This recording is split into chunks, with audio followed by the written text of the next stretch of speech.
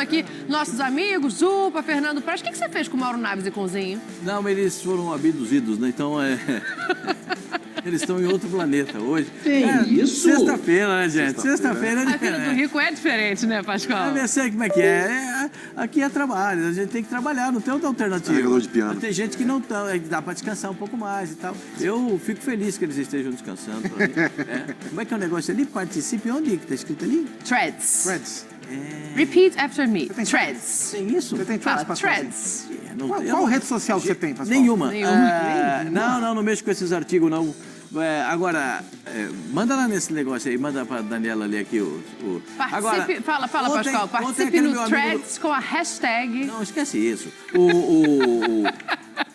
Threads. Jesus amado. Aquele meu amigo, o Respostinha, ele mandou... ele não ficou triste ontem, tava legal. Ontem ele gostou? Ontem ele tava legal. Ele achou até que o Tite mexeu bem no time.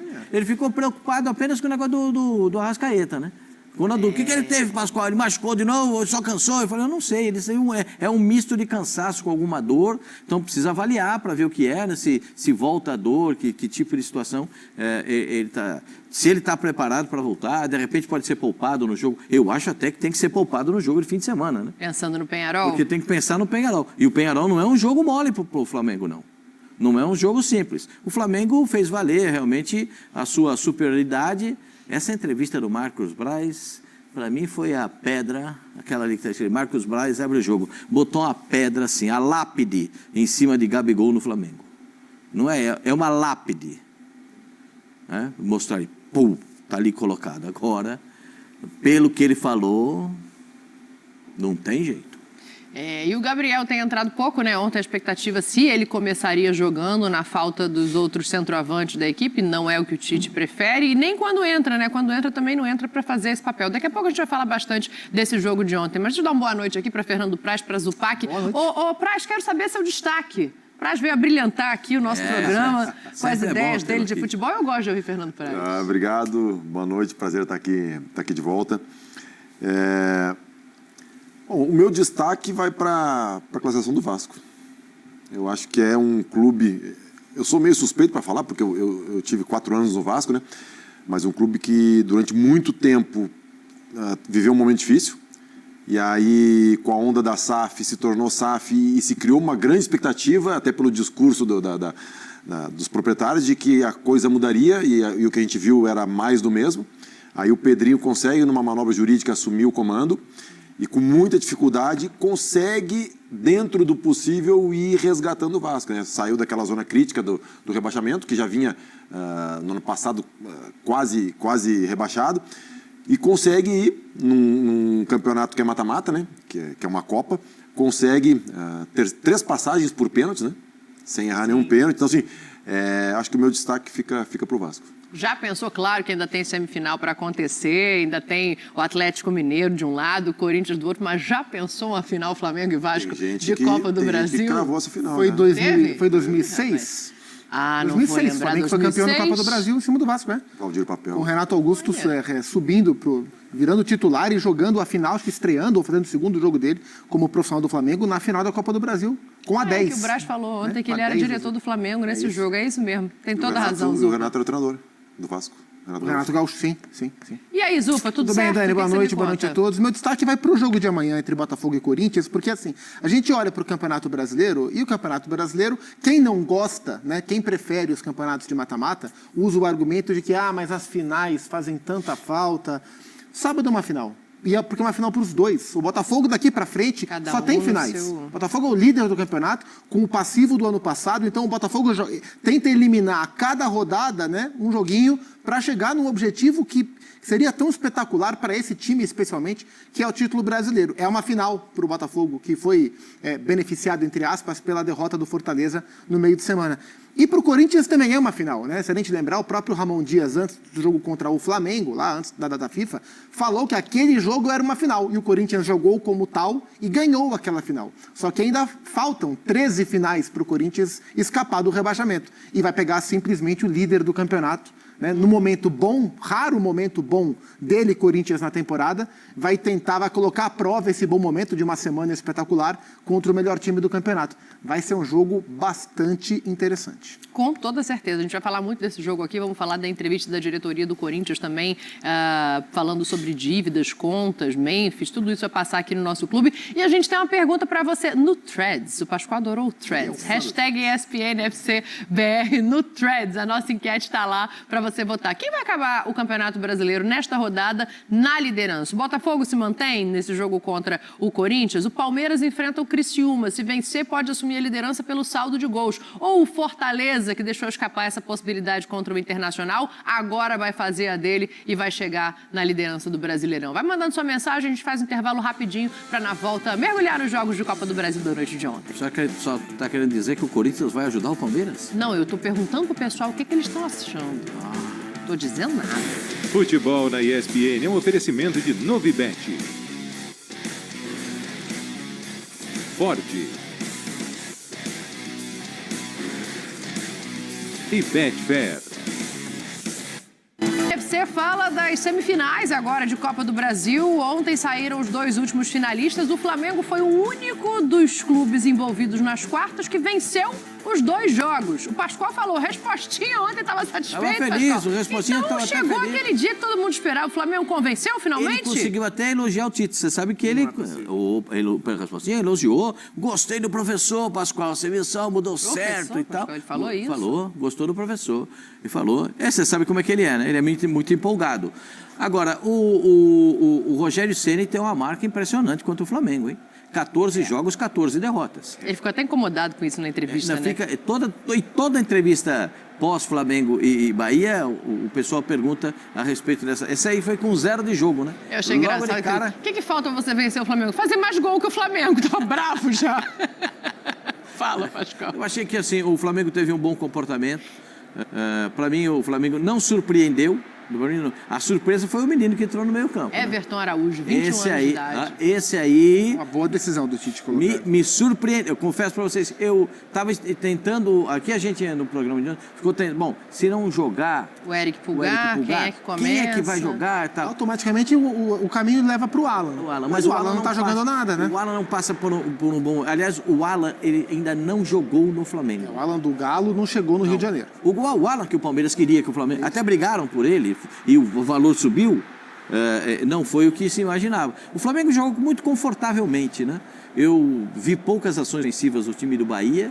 Matheus Cunha não fez uma defesa sequer. 0. Não, o uniforme zerado, né? A lavadeira não teve... O Praz já passou por isso. Aquele dia que o goleiro sai com o uniforme limpinho, ele dá só pro roupeiro. Ele não precisa nem dar palavra, não vai pra lavanderia. Já tá só dobrar e guardar, porque não sujou a roupa.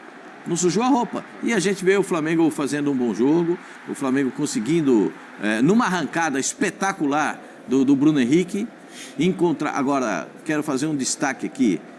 O debochado é um monstro de jogador, né? Isso aí não é pênalti não, viu, gente? Só para dizer para vocês, a bola bate primeiro na perna e depois no braço. Resvala no cotovelo. Isso é, Às vezes às vezes não é. Não deveria ser nunca, né? não deveria Isso ser aí. nunca. Essa bola foi espetacular. Agora, o que jogou o Luiz Araújo, para mim, taticamente é um jogador Ele tem uma temporada boa. de uma importância. Ele tem uma temporada boa, especialmente nessa onda de desfalques. Ele assumiu alguns papéis, além dos papéis que eram dele, né? Porque o Luiz Araújo é contratado para ser um ponta. A bola. Quem deu a bola? Quem deu o passe? Ortiz, né? Léo Ortiz. Isso é um monstro de volante, hein, gente? Olha a bola que ele dá.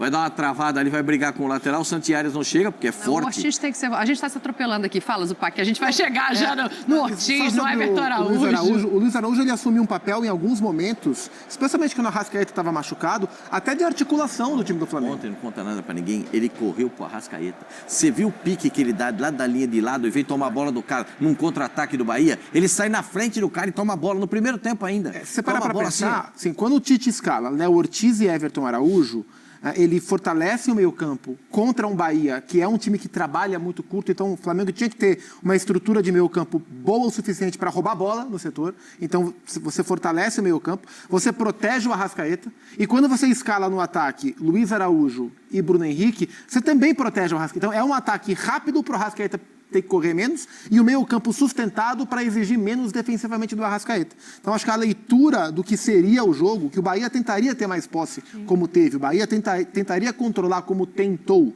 não conseguiu. Terminou 50-50. Um pouquinho mais pro Bahia, um pouquinho mais, 53, pouca coisa. Eu tinha visto no finalzinho do jogo, estava assim, no primeiro tempo 50-50. As escolhas foram muito boas, cara. Foi uma leitura muito correta do que o jogo pedia.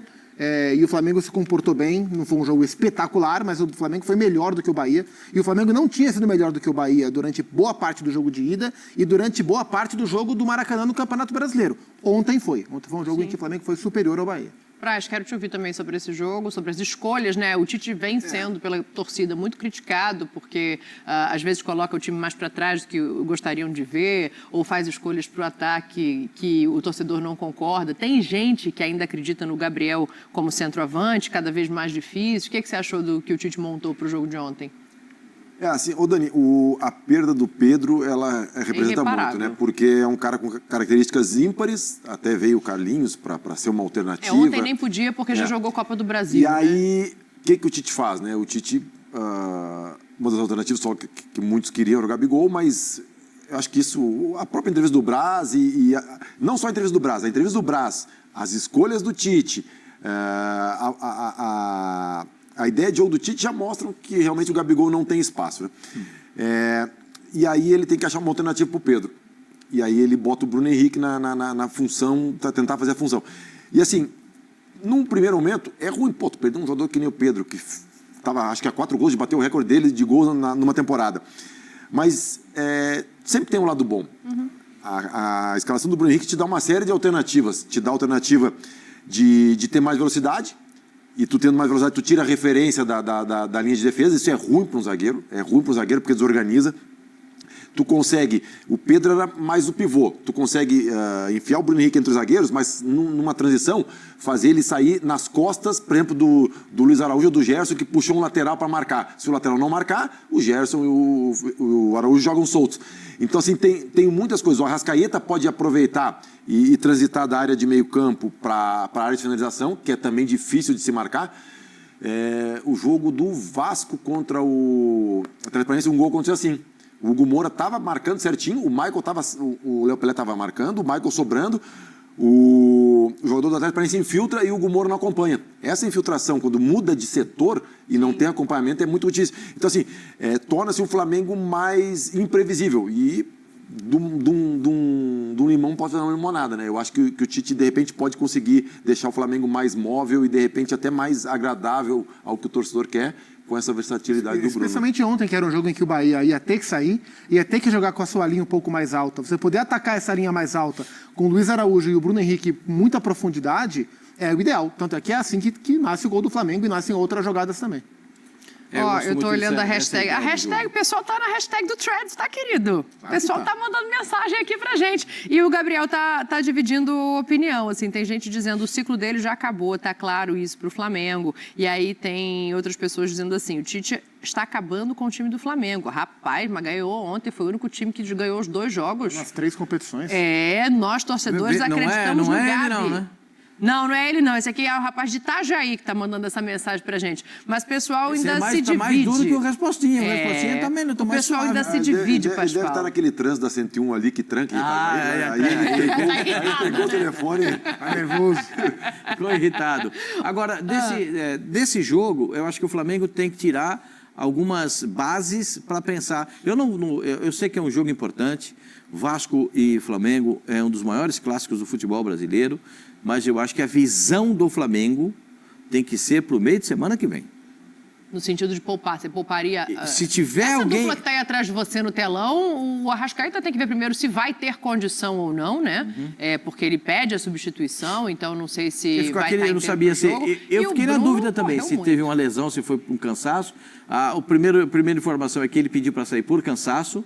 E esperamos que seja só Ele isso. o que chama atenção é que ele vai para o banco e não coloca imediatamente nenhum gelo nem nada. Bom, você sabe como é que é isso, né? Quando o cara sai sentido, a primeira coisa que você faz é já começar um tratamento ali. Então, assim, isso dá uma acalmada. Eu acho que ele pode ter sentido um cansaço, ter sentido que se continuasse, corria o risco de machucar. Um pouco a Porque perna. o atleta conhece o próprio corpo, né, Praz? Aquele peso mesmo, aquela A bola que fadiga faz uma acima bola, do normal. E ainda porque ele já vem de uma lesão, então eu acho que pode ter sido mesmo Olha lá, a saída. Olha lá, uma prevenção. É isso, a gente está vendo aí o Arrascaeta Em pedindo relação para sair. a poupar, né? Eu acho que tem situações muito diferentes no time do Flamengo, né? Tem o Arrascaeta, que voltou de lesão. Ele e tem esse fala problema. depois do jogo que ele pediu por cansaço. Tem os jogadores que jogaram na data FIFA e tem os jogadores que não jogaram na data FIFA, né? E que ficaram um período sem jogos. Sim. Então, assim, eu acho que o Flamengo, assim, na minha opinião, deveria poupar pontualmente. Não, 99% das vezes que se poupa o time inteiro, eu acho desnecessário. O time inteiro, né? Eu também não gosto. Mais nessa acho questão. que peças. Peças, porque, querendo ou não, tem muitos ali que ficaram a data FIFA sem Sim, jogar. o lateral esquerdo vai ter que trocar. Vai, ele tá suspenso, Ayrton Lucas. Então, o Alexandro vai... É bom dar uma descansada às vezes, né, Pascoal? Não, eu acho que nesse caso sim, porque o Ayrton Lucas, na Libertadores, ele vai jogar, né? E aí o Flamengo tem 2 estreias para fazer, no Maracanã, né? Porque o Alcaraz Tem já o estreou Plata e o Alexandro. O Alcaraz não vai poder jogar. O Alcaraz foi expulso no jogo contra o Corinthians, está fora. Não vai poder jogar. Então, eu fico imaginando que o Flamengo tem reposição para esse momento. Né? O Flamengo tem de onde tirar. Porque o jogo de quarta-feira, aí a torcida vai gritar, quarta-feira! É quarta-feira. No caso do Flamengo é quinta. No Flamengo é quinta. É quinta-feira, Quinta-feira. Não vai gritar, quinta-feira, né? Quarta-feira que é simbólico porque é o meio de semana, né? É o dia 9. Quinta-feira. Eu fico imaginando que a torcida está muito ansiosa para esse jogo. Eu também estou e posso explicar por quê. Porque o adversário não é fácil. Principalmente jogando lá no estádio deles, lá, Campeão del siglo. Campeão del siglo. Vou falar defensores del siglo, ia misturar tudo. É um do Paraguai e outro do Uruguai.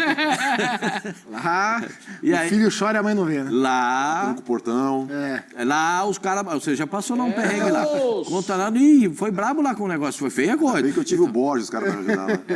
Então, você já passou um perrengue lá. Então, lá é osso para jogar. Além do que, o time do Peñarol é um time físico. Vai no modelo Botafogo, Mas é no muito menos confronto, técnico, é né? no confronto físico.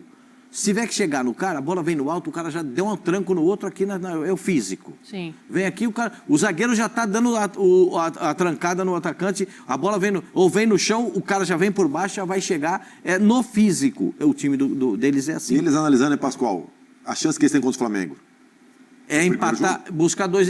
Primeiro jogo, né? Então, assim, é o jogo em casa, que a gente falou, é um jogo duro e certeza que eles vão fazer desse jogo não perder. como se fosse uma eliminatória de um jogo só. Não perder o primeiro jogo. A chance Calma, deles. vocês estão indo muito pra frente, ainda tem muita coisa pra acontecer. Antes disso, ainda tem coisa do jogo que passou que eu quero analisar aqui. Porque, assim, é óbvio que é importante o jogo contra o Vasco, é óbvio que é importante olhar pro Peñarol. Mas, acho que depois do jogo de ontem, o Tite ganha opções que podem ser muito válidas. E o Everton Araújo é a primeira delas, né? Vamos ouvir o Everton Araújo e trazer os números dele, porque eu acho que esse é um debate importante da gente fazer também. Assim, de como o Flamengo está reencontrando peças e trazendo peças, né? Os jogadores que chegam como reforços na temporada para ajudar justamente nessa equação de 3 competições. Deixa eu ouvir o Everton Araújo para a gente seguir aqui. É um elenco muito forte, né? Como você falou. É difícil a gente chegar já e jogar, mas acho que de pouquinho em pouquinho nos treinos a gente dando o nosso melhor, mostrando que a gente pode e a comissão dá a oportunidade, como foi hoje.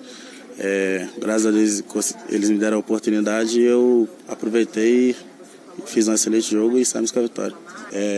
Via o Flamengo de casa, via na televisão. Hoje estar aqui, é um sonho realizado para mim e muito feliz, cara. Muito feliz, muito gratificante. Acho que isso é fruto de muito trabalho e muito feliz por tudo que está acontecendo. Ó, a gente está vendo aí os números do Everton Araújo, claro que são números importantes, mas acho importante também contextualizar a história desse menino de 21 anos, que foi dispensado da peneira do Botafogo, foi dispensado da peneira do Cruzeiro, para continuar treinando, cortava cabelo, virou barbeiro enquanto tentava ser jogador de futebol, e ontem vive uma mudança de chave, né? Ele já tinha tido oportunidade com o Tite, mas da maneira como ele sai ovacionado, aplaudido pela torcida do Flamengo no Maracanã, acho que o olhar, não pela história, a história é muito bonita e é importante a gente pontuar, mas pelo futebol que ele mostrou, Sim. ele vai ter espaço. E pela missão que ele cumpriu. Essa primeira estatística que a gente viu aí, pós-recuperadas, era essa a missão dele, né? Formar essa dupla com o Léo Ortiz e tornar o Flamengo um time mais forte para recuperar bolas. Porque assim, o Flamengo é, por essência, né? Esse elenco do Flamengo é um time de imposição, um time de construção, né? No time ideal é um volante, o Eric ou o Léo Ortiz, com o De La Cruz, com o Gerson, com o Arrascaeta, com o Luiz Araújo, com o Cebolinha, Michael, Bruno Henrique, quem quer que seja, e com o Pedro como centroavante. Esse é o modelo titular da equipe do Flamengo, que é um time mais de construção mesmo. Só que aí os desfalques todos chegaram, o Tite teve que remontar o Flamengo da maneira que dava, e os jogos são diferentes, e o jogo de ontem pedia o meio-campo mais parrudo mesmo, e ele fez a escolha certa. Então, para o jogo de ontem, foi o ideal. Para os demais jogos, não sei se essa dupla é a melhor dupla. Talvez tenha jogo, mesmo com esses desfalques, que o Tite opte por recuar o Gerson para segundo volante, voltar o Gerson para segundo volante, onde ele já jogou tanto, e montar um time com 2 pontas, Luiz Araújo, Gonçalo Plata e Bruno Henrique, por exemplo, ou Alcaraz, um volante com Alcaraz de segundo, com o Gerson. Tem opções, né? Para ontem era o Everton Araújo. E o Tite teve a coragem de escalá-lo no Maracanã, porque ele poderia ir jogador, mal. Né? O Tite escolheu bem porque é um jogador forte fisicamente. Aumenta a estatura. Né? De personalidade, sabia que tinha o Jean não se Lucas, escondeu. sabia que tinha aqui o Jean Lucas do outro lado, que também é forte, um jogador alto. Sim. Então, o Tite escolheu bem. Né? Elogios ao Tite, claro que sim. Né? Não tem só críticas ao Tite, porque a torcida do Flamengo tem muitas críticas ao comportamento do Flamengo, especialmente quando joga no Maracanã. E o Flamengo vinha de um jogo horroroso, horrível, contra o Corinthians. Né? O Corinthians foi jogar e o Flamengo estava a passeio, porque o Flamengo estava esperando o folgão da data FIFA. E o Corinthians precisava decidir o jogo. Tem isso, Praz? Aí o Caio estava no folgão, o jogador no folgão. Jogador... A cara do Praz, a cara do Praz. Jogador no modelo folgão. Ah, mas se tem uns que é igual o Praz, se tem uns Praz, o capitão, o Fábio Luciano, uns caras que são chatozinhos, que era chato, que era um negócio, ele reclamava de todo mundo. Esses caras não iam deixar amolecer o jogo. Porque é o seguinte, ali, com todo respeito, assim, eu sei que o Flamengo é um gigante do futebol brasileiro, né? É o melhor elenco da América do Sul, acho até que é o melhor elenco da América Latina. Eu estou até ampliando o leque, porque eu acho que o Flamengo é especial mesmo.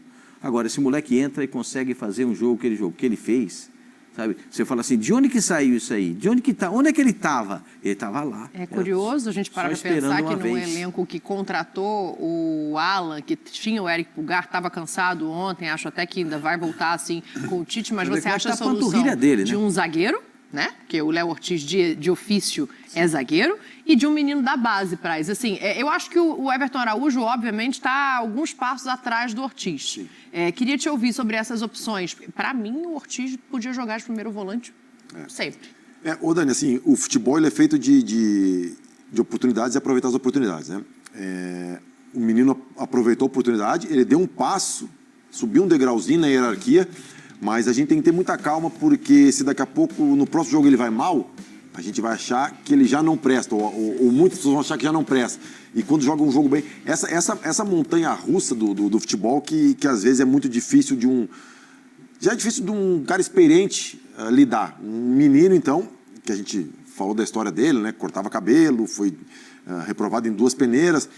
É mais difícil ainda, porque se um cara experiente sente, um cara que já está estabilizado na carreira, um menino que está começando a correr atrás do sonho, um jogo desse pode acabar com as chances. Então, assim, é um peso muito grande, né?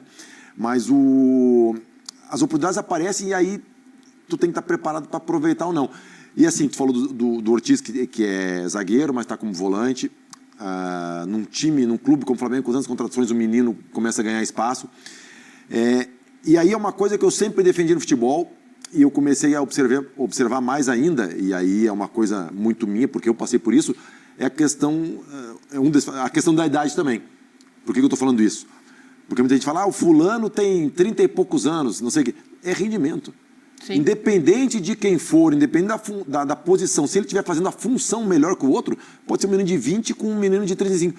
Tem que jogar quem está melhor. E assim, e às vezes os treinadores não têm, não sei se é coragem ou convicção ou respaldo. O meio do futebol também muitas vezes não está acostumado a isso, por quê? Se ele tem uma outra opção e ele bota o menino e o menino por um outro fator vai mal, aí já os dois já são crucificados, né? Sim. E agora, então é isso. Para mim é performance. Performou, independente se é novo, se é velho, se está na posição, não está, se fez a função bem, merece a posição. E o Flamengo, como você falou, ganha mais uma opção num elenco já que nem o Pascoal falou, para mim é o melhor da América. E o Flamengo ganha mais uma opção do menino formado na base. Ele fez um gol contra o Atlético Paranaense. Foi na Liga Arena. E se a gente lembrar, no começo do ano, no Campeonato Carioca, nos primeiros jogos de Brasileiro, nessa mesma função, o Tite havia dado espaço para o Igor Jesus, não o Igor Jesus, centroavante do Botafogo, mas volante. O Igor Jesus, volante, que foi agora negociado para o futebol português. Né? Então, assim, mesmo com um elenco tão numeroso, tão badalado, tão estrelado, as oportunidades que o Prá citou, elas surgem. Ela surgiu para o Igor Jesus e agora surge para o Everton Araújo, que ele aproveita muito bem. Então, ontem ele entregou a missão exatamente como tinha que ser entregue e ajudou o Flamengo a fazer o jogo que tinha que ser feito. Mas o Léo joga demais. O Ortiz é titular desse Flamengo, Pascoal? O Léo Ortiz é o jogador que ele pisa em todas as faixas do campo. O mapa de calor apareceu aí, né? A gente pode até colocar de novo para te embasar, porque ele, quando precisa no ataque, ele está lá, quando precisa na defesa, ele está aqui, quando precisa no meio campo, ele está. Ele fez um trabalho, assim, eu sou suspeito de falar do Léo Ortiz, porque eu acho o Ortiz um baita jogador. Ele começou a carreira lá no Internacional de volante. Sim, boa parte da base dele foi de volante. Ele jogou de volante. Então, o pai dele... no começo ele ficou um pouco reticente, né? Falando, não, a minha... No primeiro momento ele fala, a minha é de zagueiro, o volante corre muito, brincou. Mas se botar, ele vai e arrasa. Sim. Primeiro jogo dele de volante, ele falou, nossa, como o volante corre. Corri demais hoje, então. Mas agora já pegou o jeito, porque depois de um certo tempo você já pega o jeito. E ele está correndo, está fazendo todo esse trabalho. Qualidade de passe. Não, muito bom. E deu passe para o gol. De novo, já tinha dado outros. Volta a dar um passe para gol. Para mim, o Léo Ortiz, jogando desse jeito que ele está jogando, o técnico da seleção brasileira vai olhar para ele. Porque treinador de futebol adora jogador que faz mais do que uma função. Como zagueiro ou como volante? Aí adora do que faz mais do que uma função. Só tem uma função que o centroavante e goleiro não dá para você mudar. O centroavante tem que ser centroavante e o goleiro tem que ser goleiro. Agora, as outras, você pode olhar, esse aqui faz duas, esse aqui... O goleiro não tem. Centroavante até dá. Centroavante até bota um zagueiro lá. Tem centroavante de lado, tem centroavante que não é bom de fazer gol, que é bom de correr. Não tem? Goleiro não tem. De botar na linha dá certo? Espera um minutinho. Ele falou aqui para mim, tem centroavante que é bom de não fazer gol. Que é bom de correr, de marcar, não tem? Tem um monte. Centroavante que não é bom de fazer gol, hein? Eu tô vendo um monte. Ruim, né? Tem um monte deles aí que eu também. Você quer citar algum exemplo? Eu vou me abster. Ele é bom. Deixa pra lá. Ele é centroavante, mas o forte dele é correr, é marcar, não sei o que. Tem um monte. Deixa pra lá, mas daqui a pouco a gente vai falar do Corinthians aqui no ESPN FC e aí talvez a gente faça algum tipo de conexão. Ô, Pascoal, você tá falando do Léo Ortiz. Pra mim já é titular. Você correu da minha pergunta, eu vou e você que tá aqui todo dia. Pra mim é titular. O Léo Ortiz, os outros vão arrumar um espaço pra jogar. Ele é o melhor volante do Flamengo na temporada, em termos da função primária do volante, que é de marcação. Ele é o melhor volante do Flamengo na temporada e ele tem um passe muito bom. E você vê como as coisas mudam, né? O zagueiro, quando tem o passe muito bom, ele ajuda muito na iniciação da jogada. O volante, quando tem um passe muito bom, ele participa de uma construção mais final. Então hoje o Léo Ortiz está participando de outro tipo de lance com o passe bom que ele tem, além do bom poder de marcação que ele não botou ainda para fora do meio campo, é aquela arrancada que ele tinha como zagueiro. Ele tinha uma arrancada no tem mais Bragantino. Espaço para acelerar, Bragantino, ele botava a bola na frente e ia construir. Até fez gol assim mas no Bragantino. Aí não é por causa da faixa de campo? Ele já está no meio. E já é uma faixa mais congestionada. Exatamente. Tem algumas pessoas que falam que o volante hoje é o novo 10, né? Porque, assim, se a gente for olhar, pegar um jogo da década de 80, né, Pascoal, e fazer um traço no último defensor do time azul e no último defensor do time vermelho, eram 70 metros de distância, né? Sim. Então o 10 ele ficava flutuando entre o ataque, o meio campo, a defesa, buscar a bola. E hoje, a gente conta aquelas linhas dentro do campo, tem 5 metros cada uma, a linha do corte do gramado. Cara, dá 20 metros ali. Sim. Então, assim, são 20 metros para 70. E aí o que acontece? O 10 consegue flutuar? Não consegue. Se ele subir muito, ele está do lado do centroavante. Se ele descer muito, ele está no pé do zagueiro.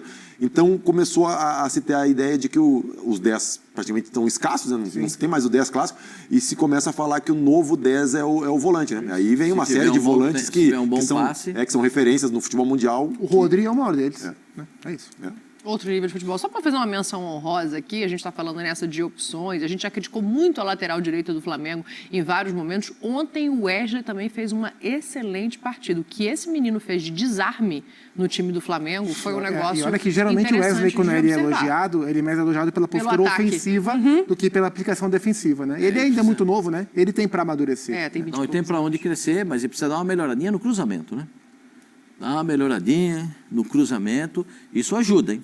Ajuda. Ontem marcou bem. Ele tem valências muito boas para o lateral. Ele tem valências muito boas. Tem velocidade, tem resistência. Mas já foi muito criticado defensivamente em alguns momentos. Eu acho que o Tite pode dar isso a ele e a própria maturidade do futebol, né? Ele tem que, às vezes, ler um pouquinho melhor o jogo, entender um pouquinho melhor o jogo.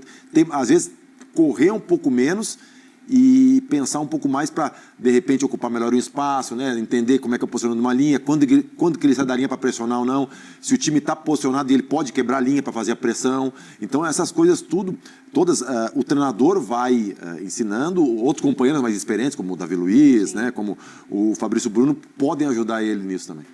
E aí, só para a gente falar um pouquinho do Bahia, coloca para a gente de novo na tela esses melhores momentos do jogo que estão aqui atrás, porque eu acho que também tem o viés do Bahia com um alerta para o Flamengo. O Bahia, assim como o Flamengo, não é um time de transição rápida. Muito pelo contrário. Não é um time, né, de pegar a bola e ir com força para o gol. E eu acho que isso ontem, em determinado momento, acaba facilitando a vida do Flamengo, que tem mais conforto para marcar e para fazer o seu jogo. Então, assim, pensando por esse viés, o que o Bahia poderia ter feito de melhor e o que o Flamengo tem que olhar para entender que não é todo adversário que vai jogar dessa maneira. Exato. Acho que o fato de esse ser o terceiro duelo desse time do Flamengo contra o Bahia permitiu ao Flamengo se preparar cada vez mais para enfrentar. O Bahia é um time que geralmente joga bem. O Bahia tem um potencial de construção de jogo muito destacado, né? São muito bons jogadores do meio campo para frente, especialmente, mas o Bahia encontra muitas vezes o mesmo tipo de dificuldade, que é transformar esse volume de posse, esse jogo bem construído, em grandes chances. O Bahia passa alguns dos jogos em que ele trabalha bem a bola sem machucar o goleiro adversário. E aí falta um poder de penetração maior, de ser mais agudo, né? No chamado último terço do campo. E o Bahia sentiu falta disso no jogo de ida, sentiu falta isso especialmente ontem. Definidor de jogadas. Onde a missão era... O Bahia ontem precisava ganhar do Flamengo. E o Bahia sentiu falta, né? Então, mais uma vez, o Bahia ficou pelo caminho. É um time muito interessante, com muitas qualidades, mas essa dificuldade de definir os jogos, de criar mais chances reais de gol contra os adversários, é algo que esse elenco hoje entrega menos do que o Rogério esperava. Ô Zupa, é uma situação interessante. Eu também concordo com isso. Que o Bahia tem um estilo de jogo que o Rogério gosta muito, que é de controlar o jogo, de aproximação, de ter a bola. É bonito de ver quando encaixa, né? E aí, mas em determinados jogos ele tem dificuldade realmente. Mas eu estava olhando aqui no Campeonato Brasileiro, ele é o terceiro melhor ataque empatado com o Cruzeiro. Sim. Ele perde para Botafogo, tem 43, Palmeiras 38, Flamengo 39, e aí vem o Cruzeiro e Bahia com 34. Especialmente nos grandes jogos, o Bahia fez bons jogos contra o Flamengo, bom jogo contra o Palmeiras, fez bons jogos contra o Botafogo, mas encontrou dificuldade para vencer parte desse jogo. Porque dentro da estratégia do Bahia, acho que do Bahia não, do grupo do Bahia, é ter o Bahia como protagonista, né? Sim. E o Red Bull também, né? No grupo que tem lá de fora. Eu acho que aí o Bahia, ele tá tendo dificuldade para dar esse salto, como tu falou mesmo, nos jogos grandes contra grandes equipes, ele conseguir... Isso, óbvio, não é do dia para noite que acontece, né? O Bahia City tem menos de... Esse é o primeiro elenco que o Grupo City monta no Bahia. Assim, demora, porque não é só contratar jogador, não é só contratar treinador, montar modelo de jogo, é criar cultura de clube, né? Sim. Isso é o mais difícil. Uma vez eu vi o Oliver Kahn falando, até o City ganhou, né? Ele falou que o PSG e o City não ganhavam a Champions League porque eles não tinham cultura. E no Bayern, a cultura de clube não é o jogador que traz, o clube tem uma alma, né? E é isso, demora tempo para criar uma cultura dessas, não é do dia para noite. Se fosse criar por aí, demora. E pensando no viés do Flamengo, Pascoal, assim, o Bahia também é um time que gosta da bola, né? O Flamengo tem mais dificuldade quando o adversário deixa a bola e se fecha. Não foi o que aconteceu ontem. Não, porque o Bahia gosta de sair por dentro, né? Quando o Bahia não tem... O Bahia assim, o Praz falou, com o passar do tempo, Com o passar do tempo, o Bahia vai ter os jogadores mais agudos pelo lado do campo. Em um dado momento da partida, ele pode usar esses jogadores mais agudos para tentar surpreender o adversário. O Bahia pode mudar o posicionamento em alguns instantes do jogo, marcar pressão na saída de bola. O Bahia pode, se tiver que arrumar um atacante, tem que arrumar um atacante para jogar por dentro, mas com velocidade, porque tem muita gente para trabalhar a bola, tem muita qualidade para trabalhar a bola, mas falta a profundidade, o arranque para chegar e o poder de finalização. É difícil arrumar? É claro que é. Se fosse fácil, todo time teria um jogador com essa qualidade. É muito difícil arrumar. Gol custa caro, né? Gol custa caro. Mas eu tenho a impressão que depois a palavra que custa mais caro no futebol 3 letrinhas. Qualidade. Essa é a palavra mais cara do futebol. Então, se você conseguir um jogador que tenha qualidade suficiente para executar os movimentos que o treinador precisa, poxa vida, eu acho que o Bahia não tem crítica ao Bahia. A temporada é boa demais. Não tem crítica ao Bahia, zero crítica ao Bahia. Acho que a torcida do Bahia não está insatisfeita com o time. Perdeu para o Flamengo, que hoje tem o melhor elenco da América Latina. E eu tenho a impressão que depois dessa primeira janela de janeiro, onde o Bahia contratou um tremendo de um meio-campo, para a janela do começo do ano que vem, eu imagino que o foco seja o setor ofensivo mesmo. Que o Bahia tente buscar jogadores para integrar. Um zagueiro. E contratou agora, ele é jovem, está sendo inserido no futebol brasileiro, que é o Lúcio Rodrigues, né, o jogador que era do Liverpool do Uruguai, que era um menino que o mercado europeu queria, que o Palmeiras queria, e o Grupo City foi lá e trouxe para o Bahia. Esse é um jogador que, quando estiver inserido nesse contexto, vai entregar mais para o ataque do Bahia.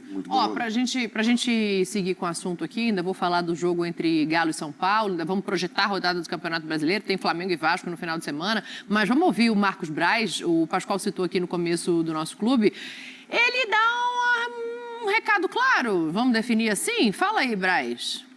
A gente entende que o que tem aqui dentro já resolveu muitas vezes os nossos problemas. O Gabigol, o próprio Bruno Henrique fazendo a de 9 como fez em vários jogos, como fez hoje, né, teoricamente.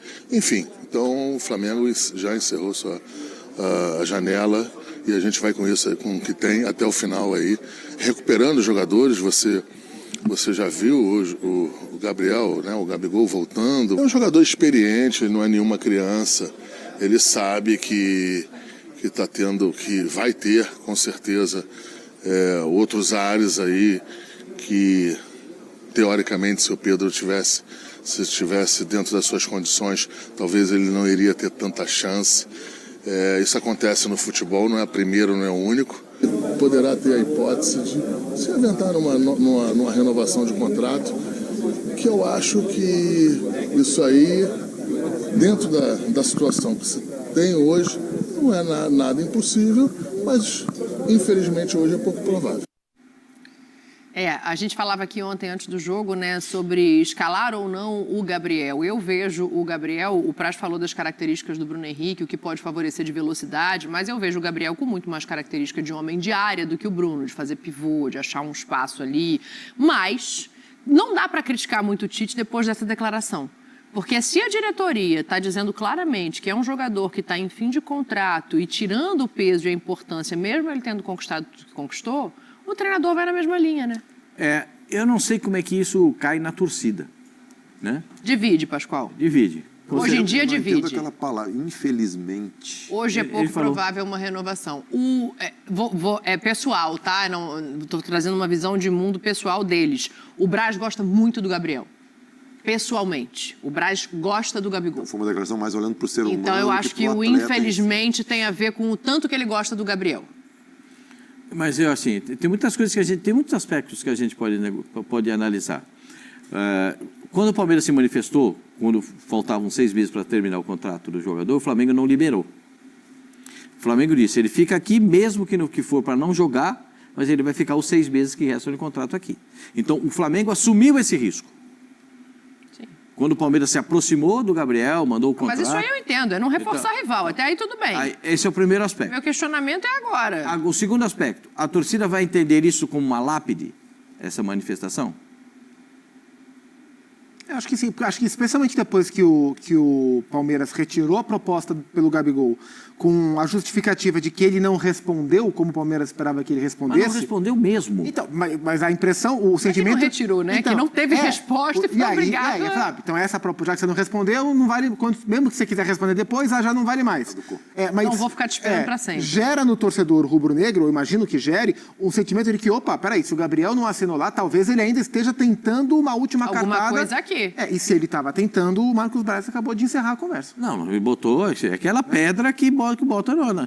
Está aqui, ó, a pedra da lápide. Mas aí a gente fica se Gabigol questionando, né? Mas e se ele entrar e arrebentar, se ele entrar e jogar muito? Não parece que vai ter espaço para isso. Porque mesmo sem centroavante, não é ele a primeira opção. Quando entra, posso estar enganada, vocês me corrijam, mas assim, a minha visão do que ele fez ontem em campo, não é ele o centroavante, mesmo quando há substituição, ele fica jogando ali atrás do centroavante. O que ele tem apresentado no campo também não justifica ele ser essa opção. Exato. E aí Mas a gente ele tem tido tempo para buscar? Aí a gente pode entrar em outra discussão. Se é por falta de ritmo, se é por falta de confiança, se ele sente que ele realmente está preterido, então isso afeta o rendimento dele. Se ele tem, porque assim, o jogador precisa de minutagem. Um mínimo de sequência. Para ganhar confiança e para conseguir fazer gol, né? Porque principalmente centroavante é muita confiança, porque tem que jogar. Tu joga no setor de campo que tu precisa arriscar. E se tu não tem confiança, se tu não sabe que tu pode errar, que tu tem margem para errar, fica difícil. Mas, assim, tem outras coisas também. Tem uma eleição no final do ano, né? Sim. Como é que vai saber o cenário de uma eleição? Porque a gente sabe o que pensa, de repente, a oposição sobre o Gabigol, mas também tem a questão do treinador, que provavelmente seja o Tite. Que é a oposição que está forte ali, já deu uma declaração recente dizendo que o Tite não ficaria com ele no ano que vem. Não vi nada em relação ao Gabriel, mas assim, parecem personagens que têm dificuldade de caminhar no mesmo se o BAP ganhar a eleição, lugar, o Tite não será o técnico. Segundo a declaração recente dele, não. Isso é uma declaração... Isso é uma declaração para a torcida. Isso que eu ia falar, uma a declaração torcida política... não abraçou o Tite. E aí, numa eleição, qualquer peso... Movimento popular que você pode faça... ser o fiel da balança, né? Em relação ao Gabigol, assim, algumas coisas tem algumas verdades na história. O Tite não morre de amores pelo Gabriel. Nunca morreu, isso é uma verdade. Isso é uma verdade. O Tite não enxerga o Gabriel como o principal centroavante do Flamengo. É verdade. E por isso o Gabriel também não vem jogando bem. É verdade. Se ele tivesse mais minutos, talvez ele pudesse jogar melhor. Também é verdade. Também é verdade. Mas o que o Gabriel entrega hoje não justifica o esforço que ele, Gabriel, gostaria que o Flamengo fizesse pelo contrato.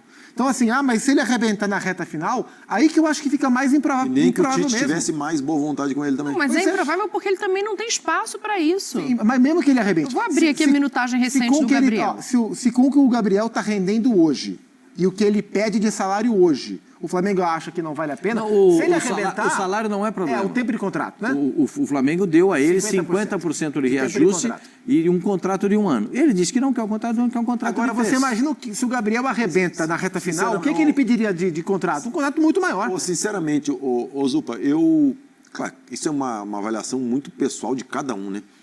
Mas, assim, o Gabigol, pensando friamente, tá? Como gestor, ele não precisa desses 3 anos de contrato para ter uma segurança e para poder ter tranquilidade para jogar. Eu também acho que não. Né? Financeiramente, não precisa. Diferente do menino, não, quero um contrato de 3 anos, ou é um jogador com 40, 30 e poucos anos e precisa desses 3 anos para conseguir ter independência financeira. Não é esse o caso. Se o Gabigol acredita que ele pode render, aí tô falando eu assino de 1 ano. É igual 1 ano, concordo. Rendo daqui a 6 meses. Então, daqui a 6 meses... Eu vou lá e tento negociar um outro contrato. Eu tô com a faca no pescoço dos caras de novo. Foi isso que a diretoria falou. A gente dá 1 ano e lá na frente ele renegocia, ele mostra o futebol dele. Mas aí entra outra coisa, Dani. Mas como é que ele vai mostrar o futebol dele? Vamos lá. A gente está olhando aqui, eu peguei o retrospecto dele contra os últimos jogos, né? Ontem, 19 minutos. Contra o Bolívar, jogou bem, jogou 52 minutos. Contra o Palmeiras, 12 minutos. Contra o Palmeiras na Copa do Brasil, não entrou em campo. Contra o Palmeiras na mesma Copa do Brasil, o jogo de ida, 7 minutos. Mas aí o que veio primeiro, ovo ou galinha? É isso, é aquela discussão. Ele merece mais minutos? Ele faz por merecer? Não. Ele não está rendendo porque não tem minutos ou ele não tem minutos porque não está rendendo? As duas coisas. É, que viu o ovo a galinha. Só que nesse meio do caminho... A verdade é que ele deu um tiro no pé com tanto de polêmica. Nesse meio do caminho, uma série de desvios de comportamento minaram ainda mais as chances de ele ter minutos com o técnico que não morre de amores com ele e com o rendimento dele que está abaixo. Suspensão por doping, botar a camisa de não sei quem. Ele só atrapalhou. Ele já não teria o cenário mais favorável. Ele só atrapalhou. E hoje é isso. E olha que a torcida do Flamengo perdoou ele ter colocado a camisa do Corinthians. A torcida do Flamengo, quando ele teve a questão do doping, né? Ele não foi pego no doping. Ele foi acusado de fraudar o exame antidoping pela demora que ele tem em fazer o exame. A torcida fez bottom, fez adesivo, fechado com o Gabi, bandeira no Maracanã. Bandeirão no Maracanã. Bandeirão no Maracanã, apoiando. Quer dizer, a torcida do Flamengo tem uma parte que sim, tem uma parte que não. Tem gente que não quer e tem gente que quer. Ele está perdendo esse apoio gradativamente. Está perdendo o carinho que ele angariou da torcida do Flamengo nos últimos anos, né? Ele era o segundo nome, eu acho que o Flamengo tem nomes memoráveis na sua história, né? O maior deles é o Arthur Antunes Coimbra. Inquestionável. Esse aí não dá nem para questionar. Esse aí não dava nem para botar na mesma frase que nenhum outro. Esse aí não tem. Tem o Adriano Imperador. Para mim, o Adriano Imperador estava na frente do Gabriel. Mas aquela decisão de 19... O Gabriel fez gol em todas as decisões de Libertadores. Todas. Aqui ganhou... Quatro gols em 3 finais. Então, as que ganhou e as que perdeu. Entendeu? Então, é um cara que chama atenção. Aí tu né? Chama atenção. Aí tu imagina o Flamengo na final da Libertadores esse ano. Pois é. Com esse cara no banco. Pô, potência, com essa marca dele. Como é que não bota? Hã? Porque aí entra no faz gol em decisão. Ainda tem chance de, se isso acontecer, ser horrível. No imaginário da torcida, né? Por que não botou? Sim. Enfim. É uma condição difícil. Deixa eu fazer o seguinte, vamos seguir, porque tem muito jogo ainda pra gente falar, os do Campeonato Brasileiro que vão acontecer e o que já rolou ontem. O Galo confirmou, né, a classificação jogando contra o São Paulo. O Pascoal tá com a cara meio assim de que não gostou do São Paulo. A gente veio conversando sobre isso. Se alguém gostou, me conta. O treinador gostou. Cadê? O Zubeldia falou que... Nem do Zubeldia eu gostei. Ih, rapaz, deu ruim então? Apático, o Zubeldia aquilo lá? Esse é o Zubeldia que a gente tá vendo? Se ele tá nervoso, você fala que ele tá nervoso. Se ele toma cartão é porque ele é chato tá tomar calmo, cartão. porque Se ele fica quieto, ele tá quieto. O treinador não tem a função de apitar jogo, na minha visão. O treinador não precisa apitar jogo.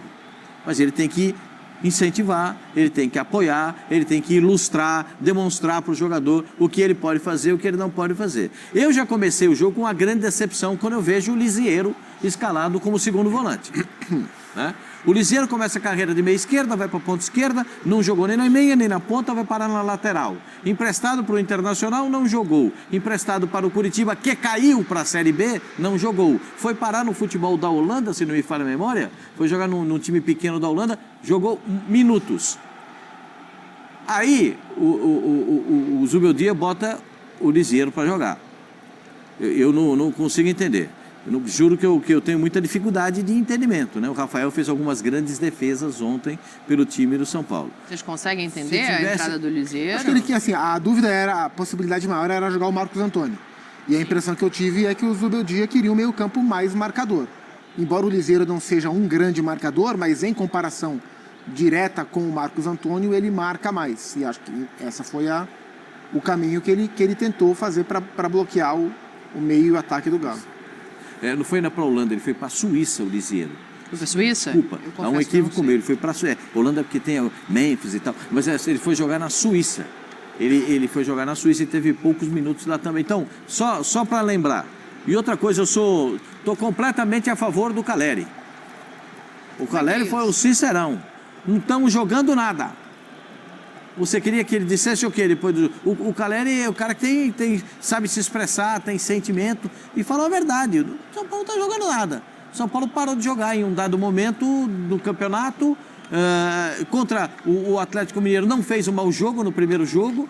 Toma um gol surpreendente no final da partida. Poderia ter resolvido o jogo ao longo da partida e não conseguiu resolver.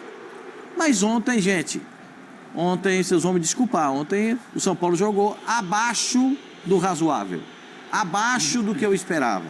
abaixo, eu já defendi aqui que o São Paulo fizesse a prorrogação no contrato do Zubeldia. Já falei isso aqui. Se eu sou dirigente do São Paulo, eu prorrogo o contrato dele. Né? Agora, eu sei que ele está irritado com os árbitros do Brasil. Ele acha que os árbitros são muito imponentes, prepotentes ele chama de autoritários. De autoritários, e ele não está se sentindo bem. Ele não está se sentindo confortável. Cara, mas eu acho que o caminho até ele achar o meio termo é esse mesmo, porque assim, se ele é o natural dele, isso ofende o futebol brasileiro, né? A ponto dele ser expulso em toda a partida. Ele está indo para o outro extremo para, de repente, chegar onde ele vai entender o limite. Ô Dani, eu concordo com o que o Pascoal falou, que o Zubeldia acha isso dos árbitros brasileiros, e muitas vezes os árbitros são, mas aí tem o outro lado da moeda, né? E os treinadores? E os jogadores? Como é que são? Porque a gente reclama muito da arbitragem. Eu sou um que reclamo muito também. Eu acho que já passou da hora há muito tempo de ser feito alguma coisa na arbitragem. Não vão acabar os erros, mas tem que ter um equipamento. Não, aqui vai ter o VAR, você sabe que vai chegar o VAR. Tem que ter um equipamento de VAR melhor. Vai chegar, não pode ser esse VAR do. aqui. Não pode ser Um dia vai ter. Esse VAR do Atari, né, que fala? VAR do pode. Atari. Os árbitros têm que ter um preparo melhor, tem que ter uma condição melhor, tem que ser profissionalizados. É absurdo. A gente está falando. A gente vai entrar depois, acho que no Corinthians, né? Sim, já que a pouco. Olha os valores que estão se falando no futebol brasileiro. Vem um jogador ganhando 3 milhões. Um clube deve 2 bilhões, o outro fatura 1 bilhão e pouco, o outro não sei quanto. E aí a gente tem amadores comandando o futebol. É óbvio que tu vai reclamar. Todo mundo é profissional, tido como profissional, e o responsável por comandar o jogo é amador. E aí gera uma série de dificuldades. Só que assim, ele tem que olhar o lado dele também. O comportamento dele, dos jogadores que reclamam tanto dos árbitros, ajuda ou atrapalha os árbitros? Né? Daí o que tu faz? Eu falo se retroalimentam do sistema. Será que os jogadores e os treinadores não fazem isso porque sabem que os árbitros estão em deficiência, não são tão bons e que eles sabem que isso vai gerar uma pressão e pode gerar uma vantagem? Então assim, e aí tu reclama disso, tu reclama dos árbitros, mas tu faz uma coisa para dificultar ainda mais. Então assim, aí a gente entra numa discussão que aqui no Brasil a gente deveria ter há muito tempo e não tem. É a formação da liga, é um calendário melhor, é a união dos clubes, e aí parece que cada vez se discute, parece que fica cada vez mais longe. E isso que a gente está vendo na tela aqui, ó, sobre o Zubeldia chamar o São Paulo de protagonista nos 2 jogos, olhando em termos de iniciativa das partidas, é verdade, isso aconteceu, mas aconteceu por motivos, né? Então, no jogo de ida, o jogo do Morumbis, era natural que o São Paulo tomasse... foi melhor do que o Galo. Foi, não fez um grande jogo, né? O São Paulo mas jogou foi melhor abaixo. do que o Galo. Né? O Galo também não fez um grande jogo, o Galo marcou e encontrou no fim o gol do Batalha. Foi muito dedicado à marcação e o São Paulo parou. Isso, o São Paulo então não conseguia era natural chegar. que no Morumbis, no primeiro jogo de umas quartas de final, dentro de casa, o São Paulo fosse protagonista contra o Galo. E aí o São Paulo perdeu o jogo. O que tornou natural que no jogo de volta o São Paulo também tomasse a iniciativa, porque o São Paulo tinha que ganhar. Então, por isso o São Paulo foi, como disse o seu técnico, protagonista nos 2 jogos. Mas se a gente olhar para aquilo que é o padrão do São Paulo da era Luiz Zubeldia, foram 2 jogos que o São Paulo jogou abaixo, especialmente os seus homens de frente. A ponto do Wellington Rato ser o melhor homem de frente do São Paulo nesses 2 jogos. E o Wellington Rato não é o melhor atacante que o São Paulo. Ele é um jogador muito útil. Eu gosto muito dele encaixado no time. Mas ele... Acho o Lucas um desperdício na ponta esquerda. Ele jogar mais do que os companheiros mostra que tem alguém que não está rendendo tanto. Então o São Paulo caiu. É porque ele não é melhor tecnicamente. Não, um jogador super interessante, mas ele não é a estrela do time. Olhando por um outro lado, o técnico do Atlético eu ia chegar nisso aí. ele tá fazendo uma virada de visão e de comportamento. Ele bota aquele terceiro zagueiro embutido de lateral, entendeu? Sarabia, né? Bota o terceiro zagueiro embutido de lateral, traz um pouco para trás para fazer a saída de bola, um meia, com a qualidade do Gustavo, né? Sim, o Scarpa. O Scarpa vem aqui, vem buscar o jogo. Mas eu acho que o que mudou, se a gente for analisar o Galo do jogo de ida para o jogo de volta, o que muda mesmo é a postura, né? Claro. O posicionamento em campo, mais do que as peças em si. Então, assim, isso é um grande trunfo, chance no primeiro tempo que não é o Paulinho não perde. Né? Sim. É modelo Paulinho para fazer o gol, mas desperdiçou uma chance. Paulinho e Hulk se encontrando em campo, eles jogam demais. Essa é uma dupla de ataque que bota respeito em todo o time adversário. porque eles são bons jogadores, eles decidem jogos. Enfim, acho que eu acho que o São Paulo não... Protagonista, eu entendo o que ele quis dizer. O São Paulo saiu para jogar. Tomou iniciativa. O São Paulo quis jogar. Ponto. Mas eu vi o Atlético, nesse último jogo especialmente, melhor que o São Paulo. No geral, eu achei os dois jogos, abaixo do que eu imaginava. Eu esperava ver dois grandes jogos entre São Paulo e Galo. Eu também, eu não esperava 1 a 0. Foram jogos muito amarrados. Mais amarrados do que jogados. O próprio foi o Caleri, acho que falou isso no pós-jogo, que como são dois técnicos que também têm algum tipo de conhecimento um com o outro, foram jogos muito táticos. Sim. E menos jogados. Então, para o confronto, para quem sentou para assistir os confrontos... É o famoso medo de perder, né? E nesse sentido, o Atlético foi mais competente e dentro desse contexto, para mim foi justa a classificação do Galo pelo que o São Paulo não conseguiu fazer. Agora, Diga, pensando já na outra fase, nos confrontos da outra fase... Vai ser duro, hein? Aí já Atlético Mineiro e Vasco da Gama. Deixa eu ouvir o Milito para ouvir o Praz também sobre esse jogo do Galo, né? O viés do São Paulo a gente falou um pouquinho aqui, mas vamos ouvir o Milito. Versus São Paulo era uma série muito complicada para nós. Teníamos que jogar da maneira que jogamos os 180 minutos, o primeiro jogo em São Paulo e o jogo de hoje também.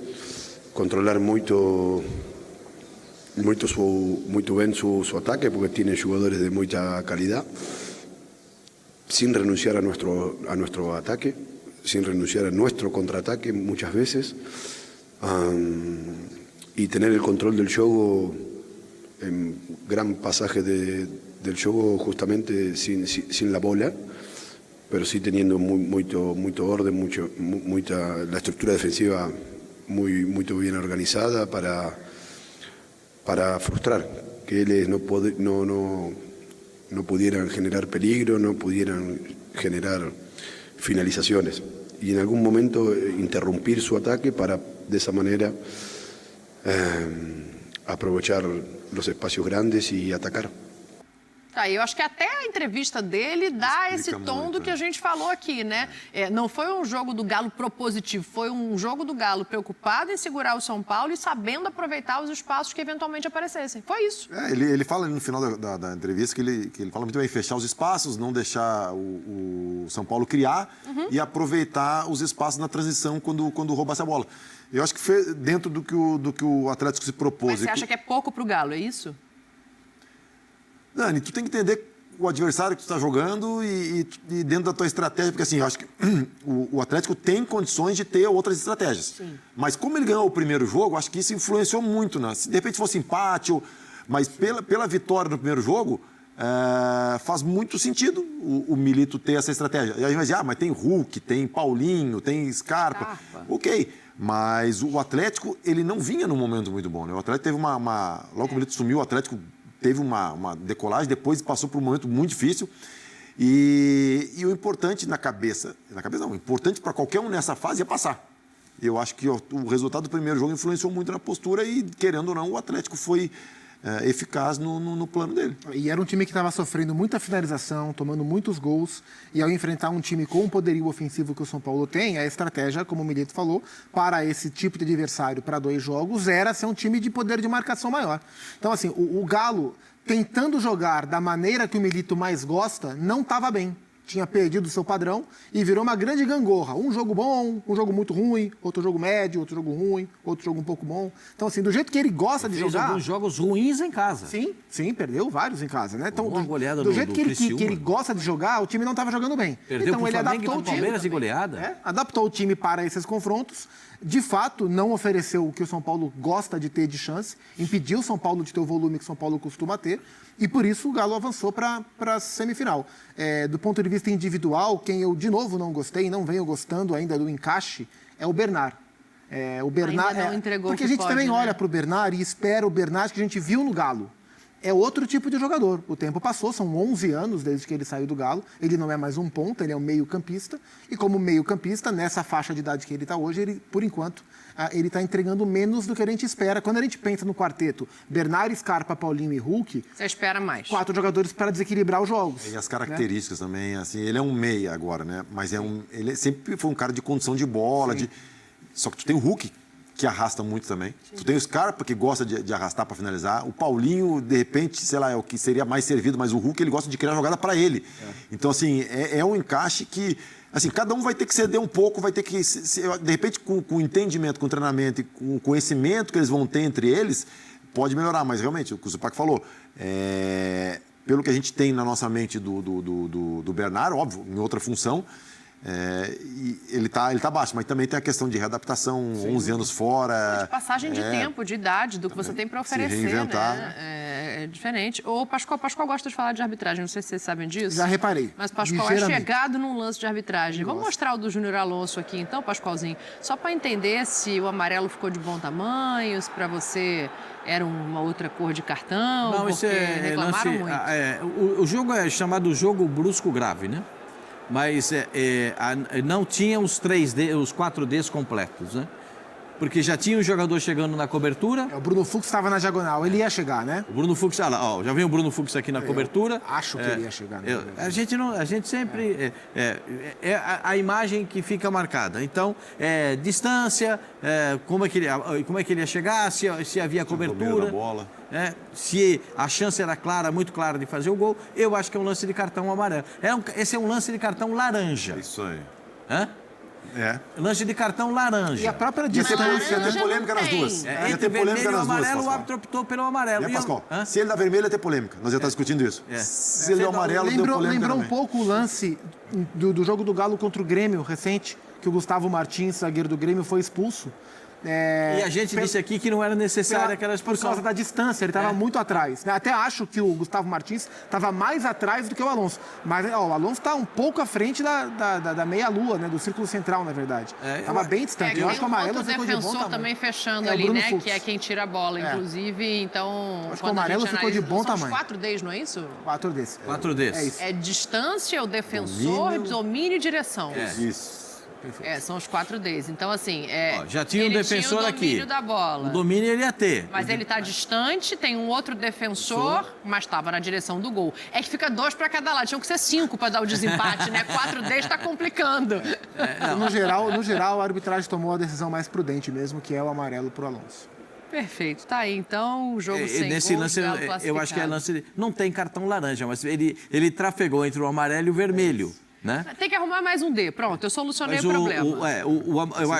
o amarelo foi bem mostrado. Pronto, ponto. Se fosse um cartão vermelho, a gente ia estar dizendo, poxa, podia Exagerou. ter poupado. Passou Estragou o jogo. Lembra do jogo do Atlético Paranaense e o Vasco, em São Januário? O primeiro, do brasileiro. Não, o segundo. O de ida da Copa do Brasil. Que o João vai pegar a bola, o jogador do Botafogo, do Atlético vai pegar a bola, um empurra o outro, o Bandeira vai lá e aparta os dois, o árbitro vem dar cartão vermelho para os dois, sem necessidade. Aquilo ali foi um exagero mesmo. Entendeu? Eu acho que tem alguns exageros nisso, mas nesse aí eu sou capaz de compreender. Até compreender. Olha que eu tô compreensivo. Tá compreensivo hoje, né?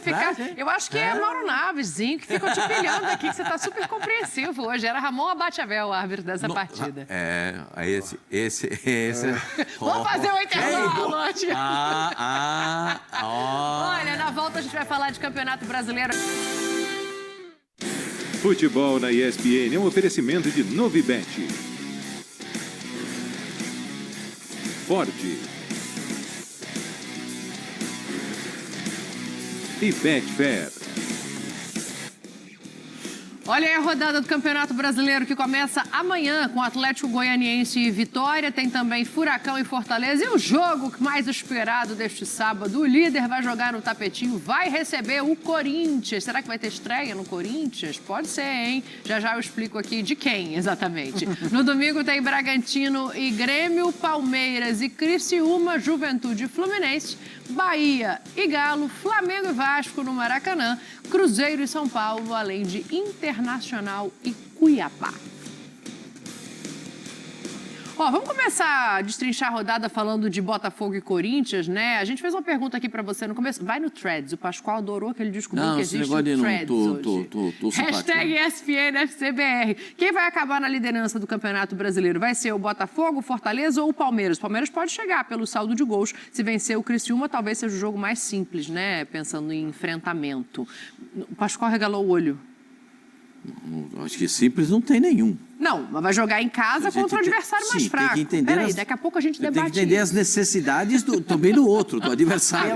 Pela tabela é o do Botafogo. Daqui a pouco a gente debate isso. Primeiro vamos falar de Botafogo o e adversário Corinthians. teoricamente mais simples, pela tabela. Mas e o entorno? Mas e a chegada dos reforços? E a classificação? E tudo isso? Como é que fica esse Botafogo e Corinthians? Só para deixar.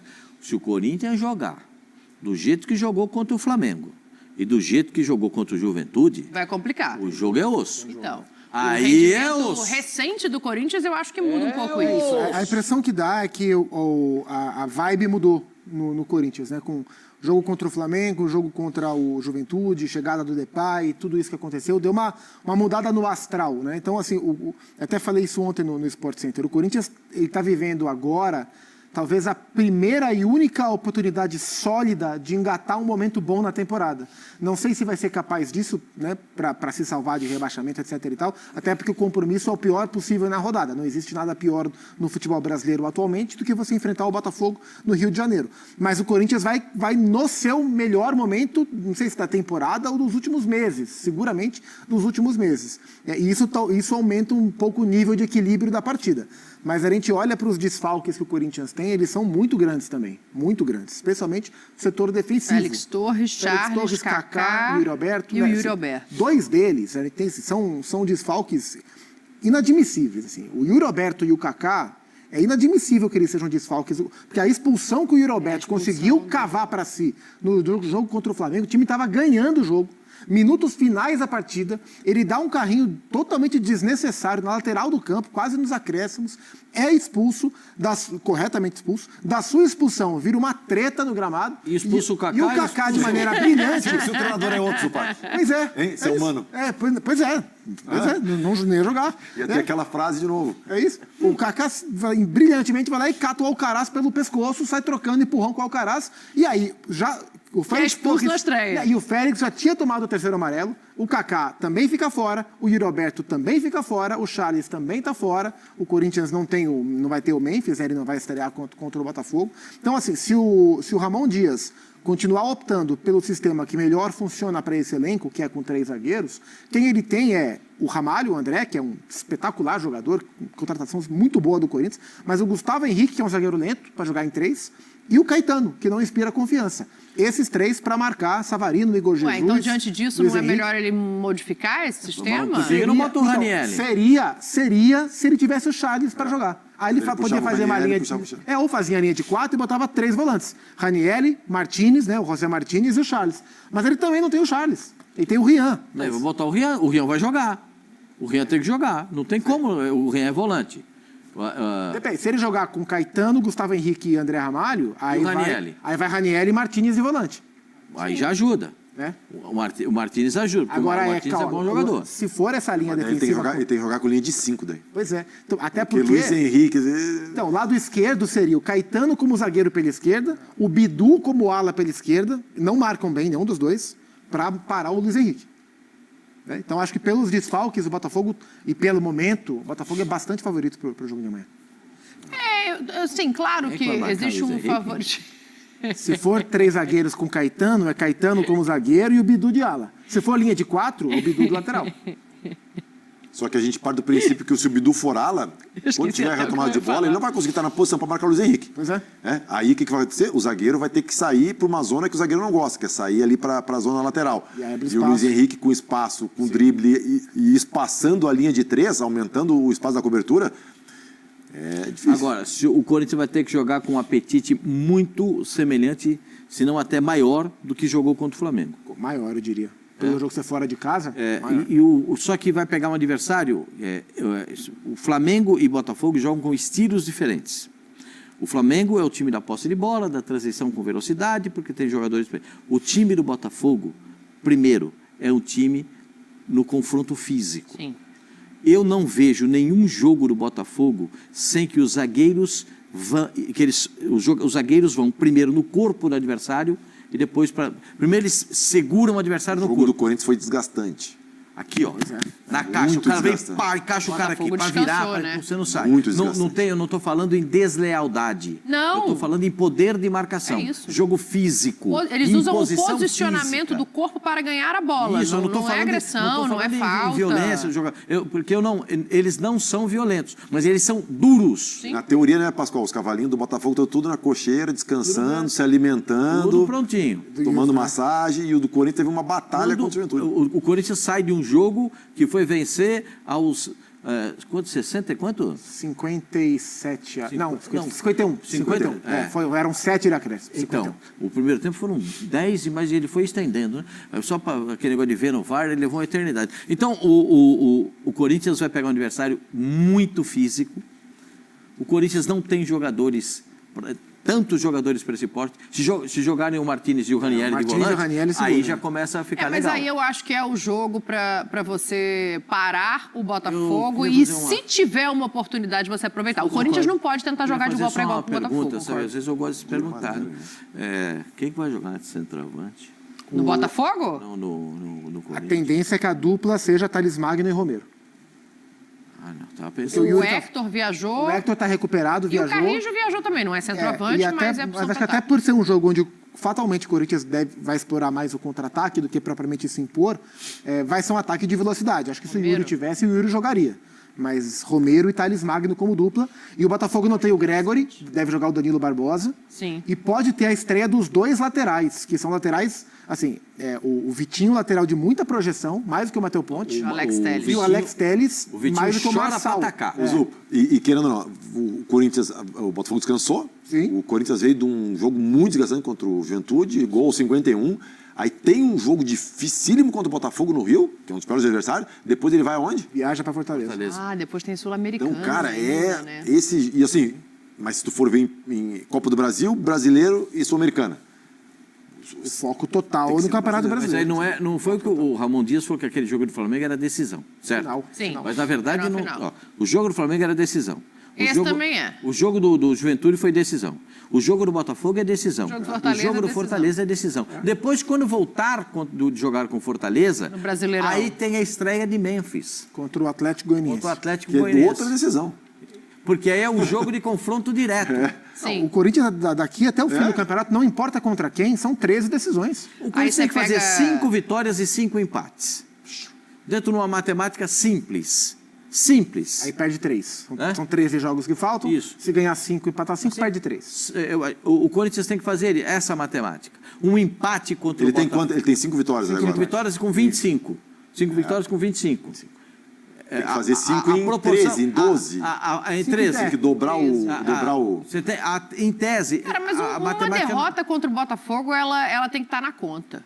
O Botafogo é o líder do campeonato, Mas, o pois é, Botafogo Dani, tem um não, elenco não. vasto, o Botafogo está Tu diz descansado, em termos perder para o Botafogo... Tu diz em termos de lógica e futebol. É lógico. Sim, mas se tu for levar a lógica e futebol, o Corinthians cai. Porque é normal também perder de repente pro Grêmio em Porto Alegre. Palmeiras. Não, peraí, a gente está falando do líder do campeonato, São do time 13 que está sobrando Peraí, na mas bola. São 13 jogos, né? No São 13 atual jogos. estágio, 13 isso já jogos. não importa mais. São O 13 Corinthians jogos. ganhar. O Pascoal disse que tem que perder só 3.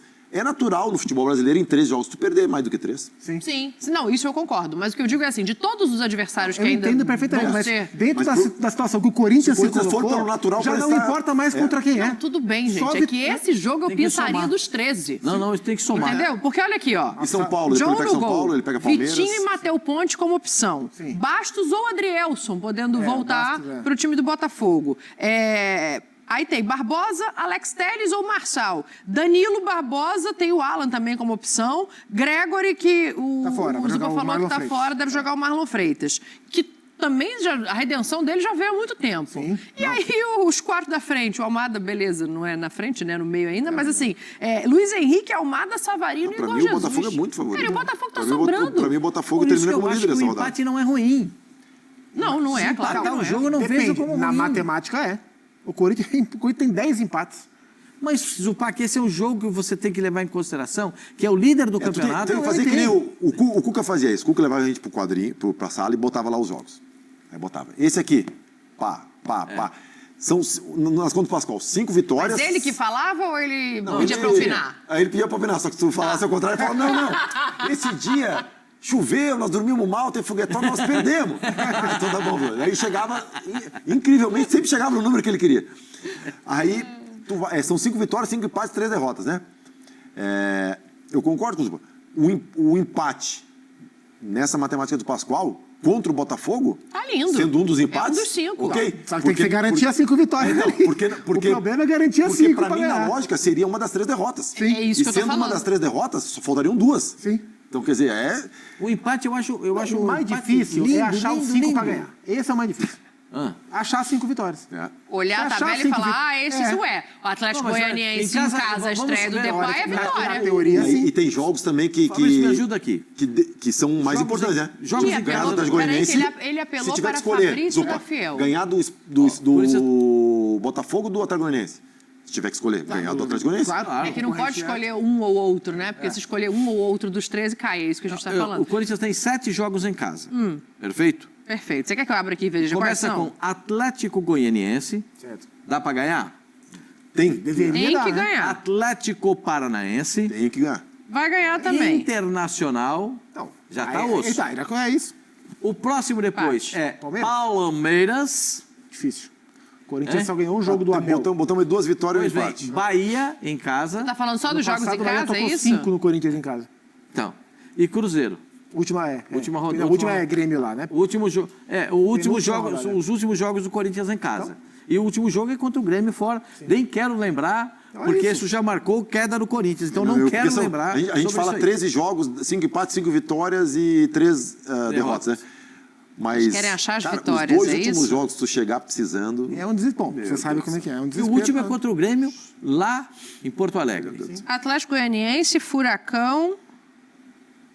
O Cuiabá fora não é um absurdo. Mas o Corinthians não ganhou do Cuiabá em casa.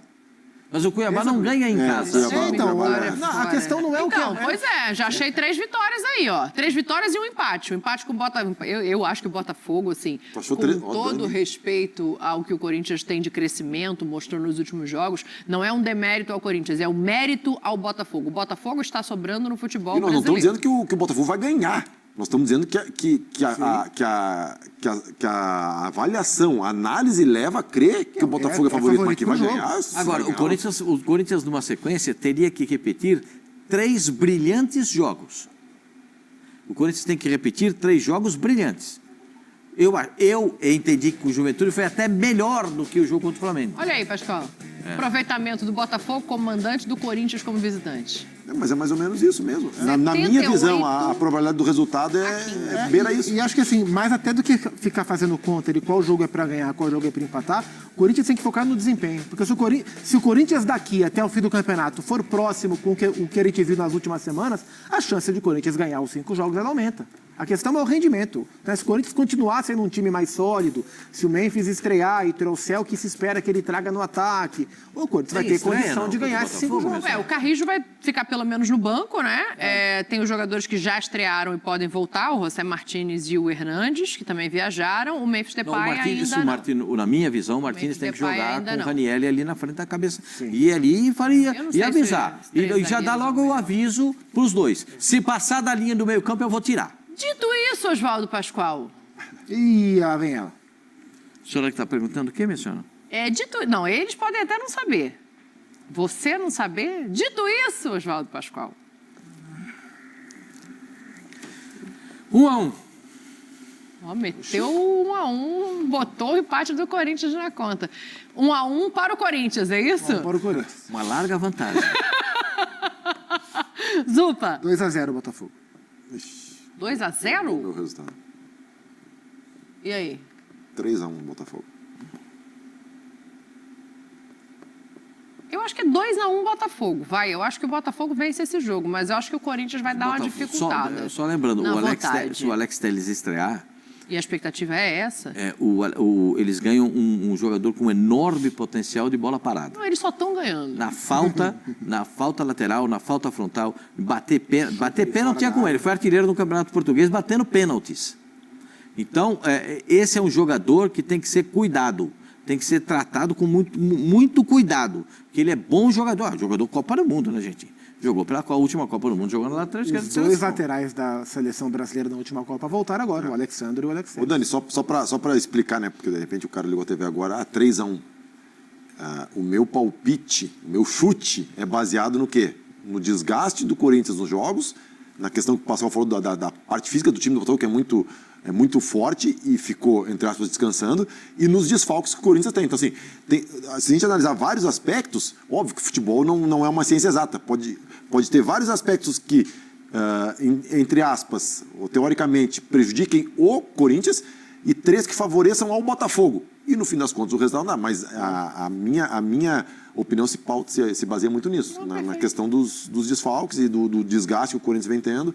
E já tem jogo contra o Fortaleza também fora. O Memphis também não viaja para Fortaleza. A gente tem que trazer... Não viaja. A gente tem que trazer o Praz aqui mais vezes, para ele justificar todos os placares que ele vai ter que dar aqui nesse programa, porque aí ele tá lascado. Olha aqui, o negócio é o seguinte... Tem alguns pontuais, principalmente quando é contra o Corinthians, eu tenho que justificar. É justo. Tem um outro time que era bom você justificar também. Olha aqui, vamos ouvir o diretor financeiro do Corinthians, porque o dia da prestação de contas chegou. Tem uma ala corintiana que ficou feliz com a sinceridade e a honestidade que veio junto com este dia D. Mas pensando nas finanças, o negócio não tá bom, não.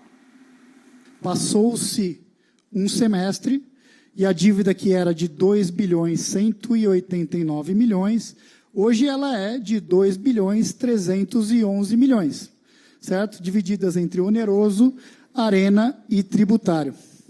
Tem um aspecto muito importante que a gente vai falar um pouco mais para frente, quando a gente for falar do resultado de 23 contra 24, né, contando um pouco para vocês de como foi o primeiro semestre, que é muito importante destacar.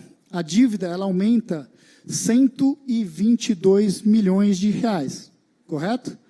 Só de juros da dívida herdada são 139 milhões.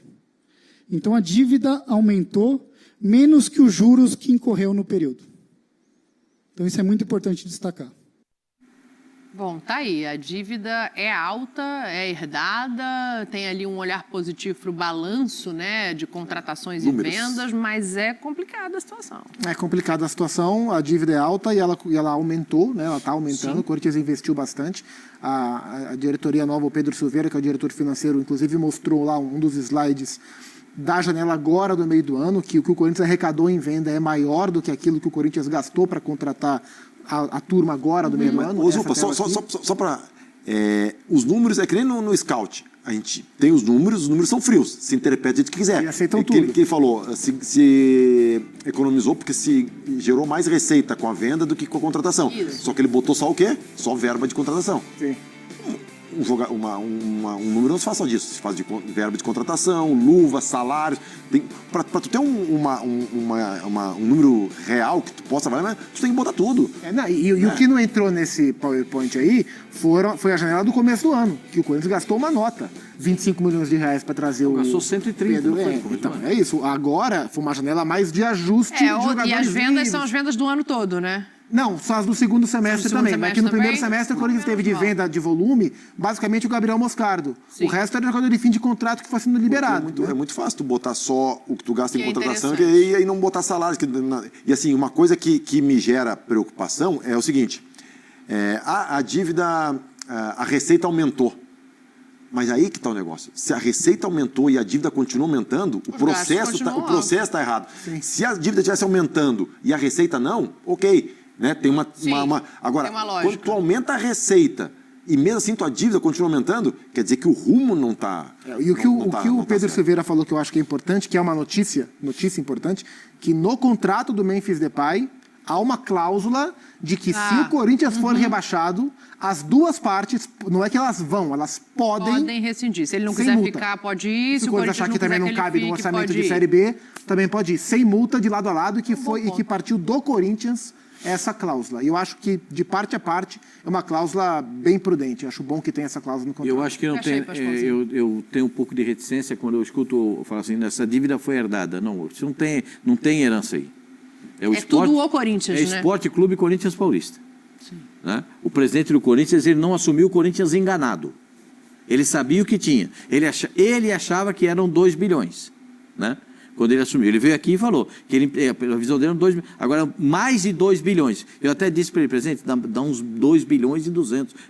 São 200 e tantos milhões a mais. Ele falou, não, eu acho que vai fechar isso aqui, vamos fazer uma auditoria para ver como é que é. 200 milhões não dá para desprezar, né? Não, eu estou querendo.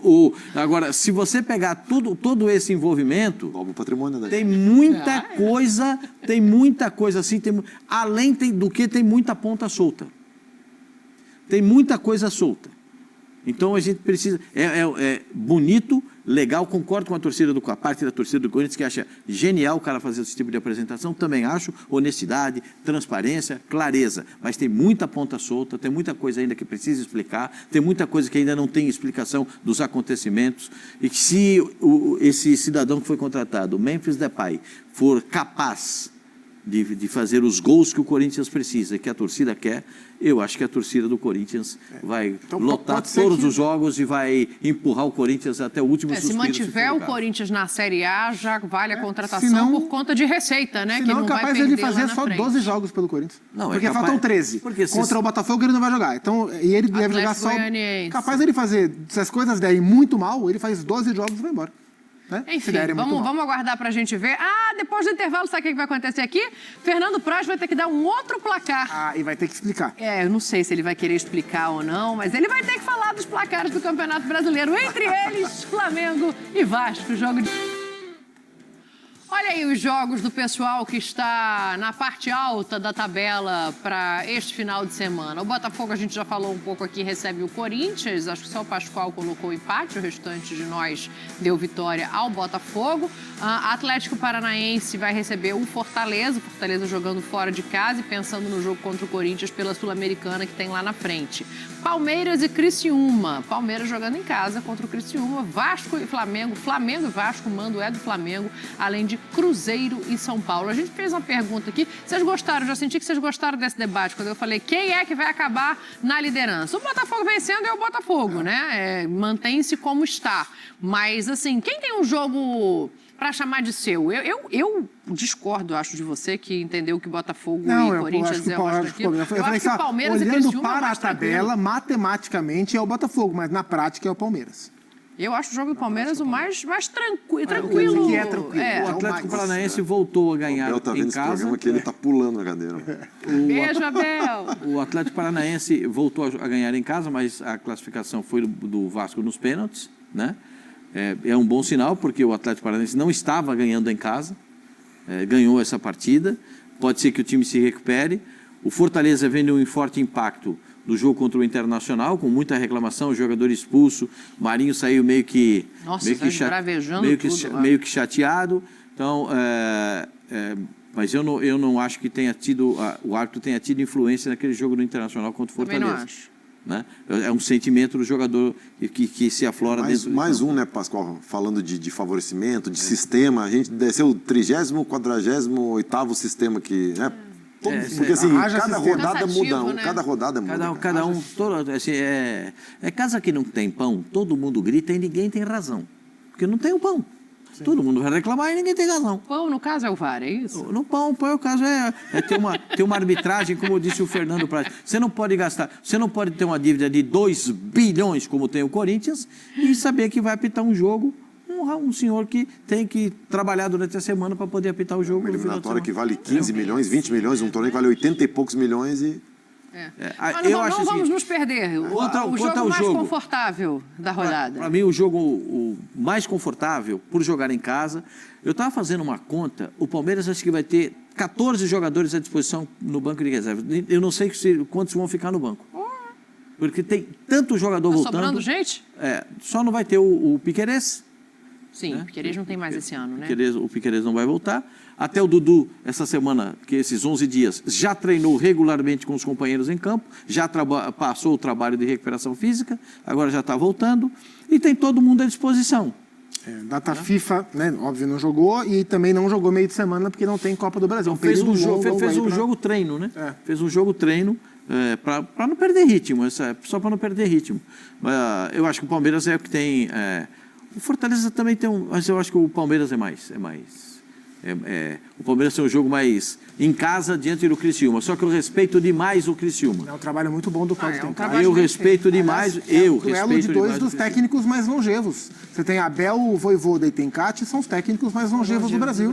Não, eu não estou dizendo que é jogo só tem um jogando, não é isso. Mas do ponto de vista de enfrentamento... E comparando com os outros jogos, teoricamente é o que pode ter um desnível maior. Isso eu acho. E o mais complicado daí? Mais complicado. O mais enroscado é Flamengo e Vasco. Flamengo e Vasco. Mais do que Cruzeiro e São Paulo? Mais. O São Paulo voltou, hein? São Paulo não ficou lá. Apesar que São Paulo volta do jogo de ontem e depois volta outra vez. Só que tem um avião fretado, tem uma parceria com uma empresa aérea. O São Paulo tem lá o seu conforto nessa situação. Nos nossos tempos de repórter, o repórter ia preferir ficar, né? Fica de quarta até domingo, né? O pessoal ficava bravo quando tinha que voltar aí de volta. Porque aí tem que trabalhar mais, voar mais, né? Fica lá, dá uma descansada. Ô, Praz, Flamengo e Vasco, acho que entra muita coisa nessa equação, né? Porque pensando do ponto de vista de enfrentamento e de técnica, talvez Cruzeiro e São Paulo seja um jogo mais parelho. Apesar de todo o crescimento do Vasco recente. Desde aquele último Flamengo e Vasco... O São Paulo tem outros interesses além do brasileiro. Não, tudo bem, mas eu tô falando de time, o interesse de técnica. do interesse do São Paulo tem nome, né? É Botafogo. E o São Paulo tá numa região da tabela que ele não... Se ele olhar para trás, ele não tem perigo. Não tem perigo. E também ele olha para frente, ele não vou ser campeão. Por isso que o Caleri falou que se o São Paulo perde para o Botafogo, né, acaba o ano do São Paulo. Eu quero falar de Flamengo e Vasco. Falaremos. Eu tô tentando puxar aqui que é o jogo mais então, justamente por isso, Praz, assim, entra muita coisa nessa equação. Entra o 6-1. O Vasco não esqueceu do 6-1. Entra o crescimento primeiros jogos do Vasco. Pedrinho como presidente. Foi, e da demissão do Álvaro, se eu não me engano, né? Foi depois desse Flamengo e Vasco. Entra o crescimento desse Vasco desde esse jogo. Entra o Flamengo, que o Pascoal pergunta, qual o Flamengo, assim? Então, o que você prevê de dificuldade de lado a lado nessa partida, além da rivalidade? Eu acho que tudo isso que tu falou, Dani. Eu vejo o Flamengo não chegando no seu máximo, isso por motivos óbvios. Pelo jogo que teve no meio de semana, pelo jogo que vai ter no meio de semana. É um adversário difícil na Libertadores. E aí, do outro lado, o Vasco, em um momento muito melhor, em relação a ele mesmo, não em relação ao Flamengo, num momento muito melhor, já se afastando bem da zona de rebaixamento. Não, é nono. Numa semifinal de Copa do Brasil, porque se a gente for voltar no primeiro turno e pegar aquele jogo do 6-1, ali... O Vasco estava com carimbo de rebaixado. Teve recente aquele imbróglio jurídico, né, da saída da 777. O Vasco perde para o Flamengo de 6. Então, hoje é um outro momento. Demite o treinador? Mas mesmo assim, deve dizer, o Vasco é favorito? Não. Eu acho que ainda tem uma distância grande entre os elencos e entre a estruturação dos clubes, né? Falando em processos, em organização. E eu acho que isso não é nenhum absurdo, porque é natural, né? O Pedrinho, ele assumiu o Vasco há pouco tempo e ainda, de certa forma, com as mãos atadas, né? Sim. Porque teve esse acordo para suspender a ação, mas ainda tem uma indefinição no Vasco, né? O Vasco vai trocar de acionista maioritário, mas ainda não se fez isso. Teria um aporte em setembro, que não vai ter, óbvio, né? Então, assim, o final do ano no Vasco, como que vai ser isso? Como que o Vasco vai gerir isso? Por isso que eu acho que é um jogo para empate. 1-1. Não, no placar não era agora ainda. Já foi se antecipando. Que é isso? Já foi tirando o problema da Flamengo. Você ficou nervoso com o Flamengo embaixo, já falou logo do empate. O 6-1 foi um divisor de águas mesmo na temporada do Vasco, porque a partir dali tudo se chacoalhou. E a grande mudança que o Vasco tem do que ele era para o que ele é hoje, e isso é o mérito do Rafael Paiva, porque por mais que ele tenha recebido reforços, os reforços não jogam, né? Os jogadores, o Vasco que melhorou é o Vasco que o Rafael Paiva recebeu, e é um Vasco que é muito competitivo. A escalação desse jogo do Flamengo, eu estava olhando agora, para a escalação de hoje... É mesmo. Muda... Flamengo? Não, o do 6-1 para agora... Ele estabelece o Hugo Moura e o Matheus Carvalho como os volantes titulares, Né? Antes estava jogando Galdames, jogando Esforço. Mudou Galdames, assim, esse é o time. O time é E basicamente ele transforma o time em um time competitivo. Essa é a marca do Vasco, do Rafael Paiva. E com um time competitivo, o Vasco é capaz de competir com o Flamengo. Um esforço jogando no meio campo essa última partida com o Atlético E eu Paranaense. não gostei, preferia que tivesse jogado o Matheus Cocão. Depois entrou o Cocão no final. E assim, a gente viu qual é o ponto fraco do Flamengo do ponto de vista defensivo. A bola cruzada na área. Para quem tem Pablo Verratti, para quem tem Lucas Piton, tá meio óbvio qual vai ser o caminho que o Vasco vai tentar explorar para encontrar o Verratti para tentar vencer o jogo. E aí talvez tenha um ponto interessante da gente observar pensando no jogo, porque provavelmente vai ser a estreia do Alexandro, né? Se tiver condição de jogo, já, obviamente. Mas está regularizado e o Ayrton Lucas, que é o único outro lateral esquerdo à disposição, está suspenso para a partida, assim.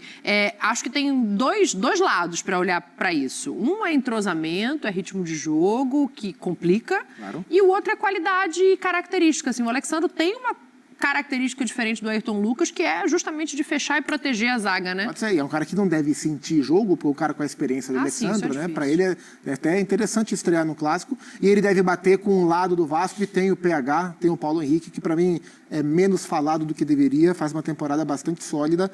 Acho que vai ser um jogo... Esse jogo aí também, o Pumita vacilou demais. O segundo gol, aquele gol de Pedro de peito. Tentando achar em que rodada foi esse jogo para olhar a escalação, eu não consigo. 7ª rodada. E eu acho que... Quer que eu tire a escalação? O lateral direito do Vasco, Jogou com 3 ele zagueiros. gosta muito do apoio. Eu acho que ele tem uma situação muito interessante para apoiar, jogar. É o cara que tem muito apoio. Nesse jogo do Vasco aí, o time entrou com um propósito. O propósito do time do Vasco era fazer um gol e segurar o Flamengo. E o grande equívoco foi esse. Você não faz um gol e segura o Flamengo. Tanto que a prova veio depois, com o Pedro em campo ainda, 6-1 no placar. A vergonha foi grande. Você sabe que perder de 1-0 é uma vergonha. Sim, claro. Mas de 6 a vergonha é muito maior. Ainda mais num clássico como esse, com essa perder de 6 é muito maior. E é claro que quem ganha até pode esquecer, mas quem perde não esquece. Não esquece. Então isso fica travado na garganta do jogador. Claro que os caras vão pensar em dar a vida nesse jogo. Aliás, o Vasco tem dado a vida nos últimos jogos. O Vasco não perdeu nas últimas 5 rodadas do Brasileiro? Não, nos 3 últimos jogos, nos 3 contra o Atlético, é interessante, né? Nos 3 contra o Atlético Paranaense, mas é verdade, eles jogaram 3 vezes seguidas. Sim, né? Brasileiro e duas Copas do Brasil. O Vasco teve um empenho espetacular. Espetacular mesmo. É um time que luta muito. Mesmo perdendo para o Atlético Paranaense e depois buscando a vitória a classificação nos pênaltis, o Vasco foi muito, muito valente, gente. O Vasco foi valente, porque o segundo tempo do Atlético Paranaense era para emborcar o Vasco, mas aí o Léo Jardim pegou o impossível. Pegou o impossível. Agora, o que vai acontecer nesse jogo? Vai passar, na minha interpretação, não passa diretamente pela escalação do Vasco. O Vasco vai com o que ele tem. Porque o Vasco vai ter que botar o que ele tem de melhor. Até porque não joga no meio de semana, né? Verdade. Vai ter que botar o que tem de melhor. O Flamengo tem que dar uma repensada no time, uma repaginada no time, que jogou essa última partida contra o Bahia, para ver como encaminha. Mas eu acho que a questão é mais do meio para frente, não é? Porque, vamos lá, vamos pensar no Flamengo... Começa com o goleiro, vai mudar. Poupado. Vamos pensar no Já muda o Flamengo dos goleiro. poupados, vai. Já muda o goleiro. Vai ter o Rossi no gol, provavelmente. Na direita, Wesley ou Varela? O Varela voltou, descansou nesse jogo, deve jogar esse. Aí a dupla de zaga. Você tem opções ali para dupla de zaga. Você tem o Davi Luiz, se você precisar descansar algum dos zagueiros, o Fabrício ou o Léo. À esquerda, provavelmente o Alexandre, a menos que, enfim, o Tite não entenda que é a hora dele estrear ainda por algum motivo. Aí tem o menino da base, tem a opção do Léo Pereira improvisado ali, que aí eu já acho que modifica muito o sistema. Aí vamos para o meio-campo. Léo Ortiz e Pulgar, que descansou. O Eric Pulgar descansou. O Léo Ortiz vai jogar? De La Cruz volta? Pode. Eu acho que o De La Cruz, se voltar, ainda é para ganhar minutagem. Vai entrar no segundo tempo. A questão é do meio para frente. O Arrascaeta não vai jogar. O Gerson você não tira porque ele não sai. Então deve ser Léo Ortiz, Eric Pulgar e Gerson. Tem o Alan. E aí você forma o trio de ataque. O Luiz Araújo, Carlinhos pode jogar, Bruno Henrique aberto pelo lado. Opções ele tem, né? O Plata pode estrear também. Não, é isso que eu tô falando, assim, porque o Pascoal colocar aqui Flamengo vai ser. O Plata joga nas 3 da frente. Pode ser Plata, Araújo e BH na frente. Esse Flamengo que a gente tá montando aqui, né? Pensando nas opções, o enfrentamento muda? Pode ser o Carlinhos também com o Plata vindo do lado do campo para dentro. Carlinhos fez uma boa final, foi uma boa semifinal, né, de Campeonato Carioca. Foi. Nova Iguaçu e Vasco. Semifinal. Foi semi. De repente ele pode ser ele, o central. A gente não falou no Gabigol, hein? Mas é porque por tudo que a gente já falou no começo aqui do programa, a gente não está colocando o Gabigol Sem o como opção de Arrascaeta, é titularidade. a posição mais provável de o Tite encaixá-lo, é justamente Lohan, no né? desfalque do Arrascaeta. Tem o Lohan também, né? Tem, mas assim, onde é mais provável o Arrascaeta brigar por uma vaga no time do Flamengo? Como centroavante? O Gabigol. Como centroavante ou quando abrir uma brecha por trás? Quando abrir uma brecha. A brecha talvez esteja aberta, não sei, né? Pode ser, porque vai que o Gabriel joga 90 Se o minutos. Carrijo pudesse jogar, era a vez do Carrijo. O Alcaraz. O Alcaraz. Alcaraz. Eu falei Carrijo do Corinthians. O Carrijo é do Sim, Corinthians. sim. O Alcaraz. Sim. O Alcaraz, se pudesse jogar, o jogo dele. E a característica, tanto pro atacante, pro Plata, né? Quanto para ele. Ele jogou 45 minutos e foi expulso. Não, mas é que... eu vou dizer um negócio... Não se ajuda. Não. O jogo nos acréscimos, os caras não se ajudam. Ali, a gente falou da arbitragem, do lance da expulsão ou não do jogador do Atlético Mineiro, do Júnior Alonso. Eu achei que foi cartão amarelo. No dia quando o VAR chama o árbitro para ver a confusão, ele tinha que expulsar sim. Sim. Ele escolheu um de cada lado e acabou. assim foi. Então, segue o jogo. Já tinha expulsado o cara que provocou a briga, certo? Que foi o Júlio Alberto. E segue o jogo. Não precisava. Tem muita mas aí intervenção. Ele foi chamado no VAR, muito né? Ele foi chamado intervencionista. para olhar no VAR. Isso aí... Para trás mente não, Pascoal. Vamos para frente mente. Deixa eu fazer o seguinte, deixa eu ouvir aqui, lado a lado, né? O Léo Pereira falou hoje para a TV do Flamengo, o Paiva também, que eu quero que o Praz desenhe aqui para a gente como vai ser esse enfrentamento. Vamos ouvir os dois lados.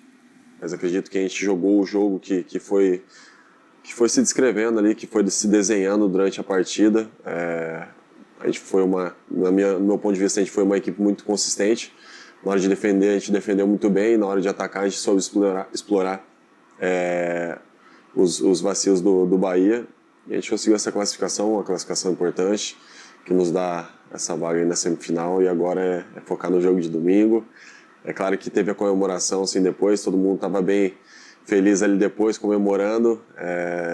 E a gente merece, quando a gente ganha, a gente tem que comemorar ali naquele momento, durante a noite, com os nossos familiares, com os nossos amigos. Mas no outro dia a gente já sabe que tem que se preparar, porque já tem... Mesmo, literalmente. Hoje já tem outra... Já tem que se preparar, porque domingo tem um clássico, e é um clássico importante, a gente sabe.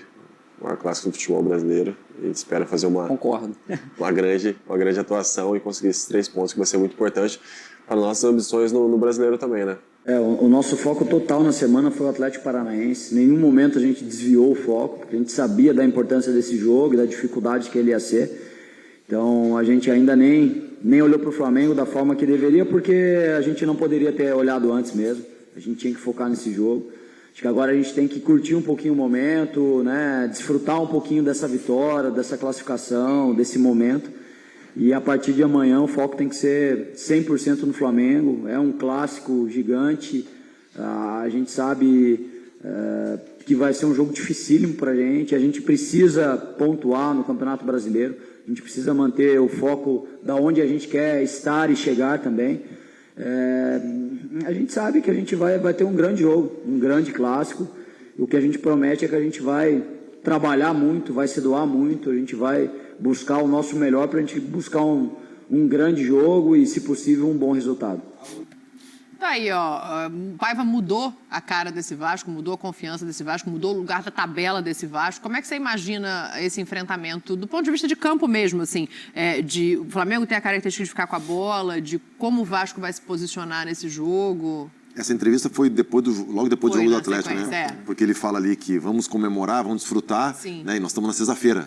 Não, ele estava comemorando na quarta, agora ele já parou de comemorar. Vira e aí é Flamengo, porque é um clássico, com tudo que a gente falou, né? O histórico que tem de rivalidade, o 6-1, foi o primeiro clássico do Pedrinho como presidente. Certeza que o Pedrinho tem esse jogo agora como um jogo especial para ele, até como imagem, porque ele assume o Vasco e tem aquela derrota pesada, então ele quer, como vascaíno, como presidente, ele quer dar uma resposta, e o pai fala ali, nós temos que pontuar, então... Você acha que o jogador num jogo como esse, ele entra pensando mais no que passou, no 6-1, ou numa possibilidade de um novo enfrentamento da Copa do Brasil?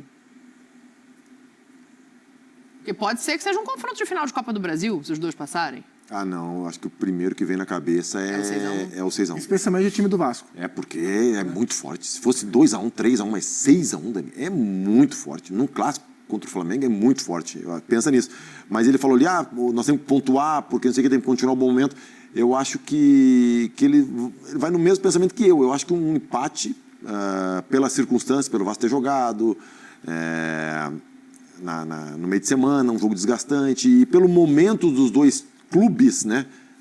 Eu acho que um empate para o Vasco é bom, até pela colocação na tabela também.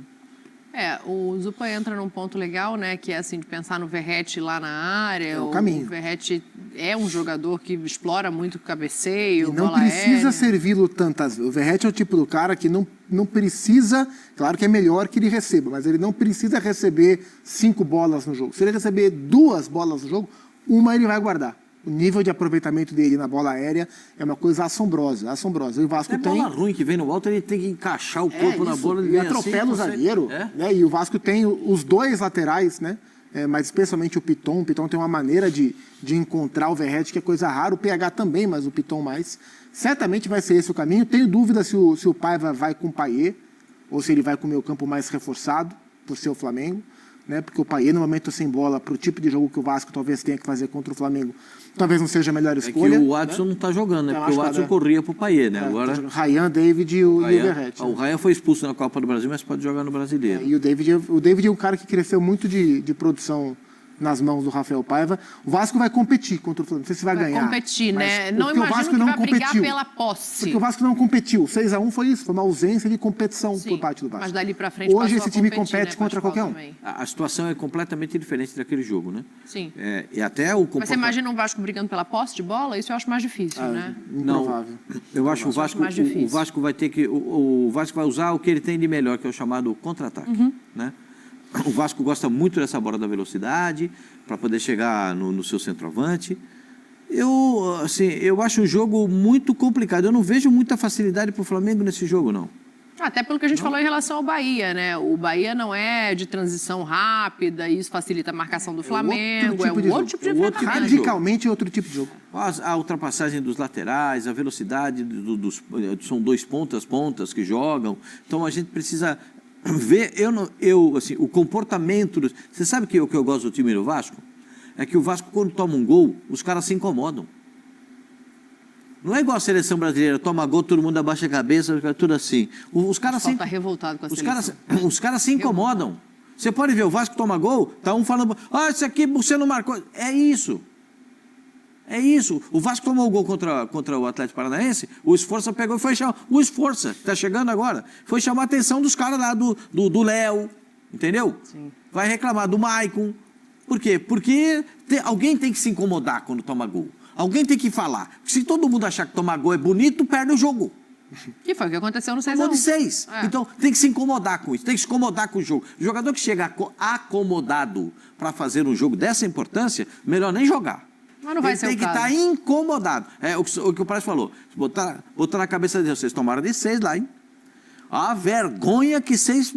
O Pedrinho pode falar. A vergonha... Porque o presidente não precisa ir todo dia no vestiário, não. Mas de vez em quando é bom ir. Esse é um dia bom para ir lá. Ó a vergonha que vocês me fizeram passar. Eu quero ver o que vocês vão fazer lá hoje. Dito isso... 2x1 Flamengo. Ué, mas falou que vai brigar, que vai não sei o quê, que vai competir, que vai se incomodar de tomar gol e 2x1 Flamengo? Como é que é isso? Como, minha senhora? É só uma reflexão a respeito do jogo. Entendi. Tá bom, então. O Praz já se adiantou. Você quer repensar seu placar? Não, 1x1. 1x1? Esse 1x1 dele não tá saindo com muita convicção. O mandante é o Flamengo? O mandante é o Flamengo. 1 para o Flamengo, 2 para o Vasco. Uma vitória do Vasco. Jesus! Você perguntou quem era o mandante? Para fazer então? 1x2. Para fazer o fazer ao contrário, o placar 1x2. Ah, entendi. Esse time do Vasco, ele compete. Compete acho e honesto, Maracanã o Flamengo e Vasco dito é isso, um Maracanã que fica muito mais parelho do que com outras torcidas. Com outras Dito torcidas, isso, o Flamengo manda no Maracanã. Dito isso, Tá na hora da gente ir embora, não é isso? Falta alguma coisa? Dito Vamos isso, segurar aqui, o Sport Center falou, ó. Convidou esse pessoal O aqui. Sport Center falou que a gente segura até as 8h05 se precisar. Convidou esse Mandar aqui, pessoal, ó. Pascoal? Aproveita o lance, vai. 2-1 Flamengo, vambora. Segunda-feira a gente tá de volta pra ver o que rolou nesse Brasileirão, quem é que acaba na liderança. Vamos ver se o Botafogo mantém, faz o dele no tapetinho, como é que vai ser esse clássico também. E domingo, depois do clássico, estarei no Linha de Passe. O pessoal aqui é trabalhador, vai estar todo mundo espalhado na programação. Todo mundo te espalhado. esperando. Beijo pra você, obrigado pela companhia. Dia da Transparência. Corinthians atualiza a dívida para 2,3 bilhões. O Corinthians realizou no início da tarde desta sexta-feira o Dia da Transparência, para elucidar as dúvidas sobre a administração do presidente Augusto Melo. Em apresentação, o diretor financeiro Pedro Silveira atualizou a dívida do clube para 2,3 bilhões, cerca de 200 milhões a mais do encontrado no início do ano. O dirigente fez uma apresentação de slides para mostrar o balanço financeiro atualizado. Os 2,311 bilhões são divididos com 924 milhões com oneroso, direitos de imagem, dívidas e etc. Parcelamento tributário, 676 milhões e Neoquímica Arena, 710 milhões. Passou-se um semestre e a dívida, que era de 2,189 bilhões e hoje ela é de 2,310 bilhões, divididas entre oneroso, arena e tributário, tem um aspecto muito importante que a gente vai falar um pouco mais para frente, quando a gente for falar do resultado de 2023 contra 2024, né? Explicou.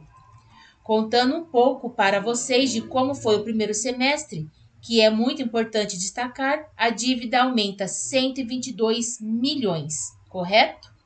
Só de juros da dívida herdada são 139 milhões.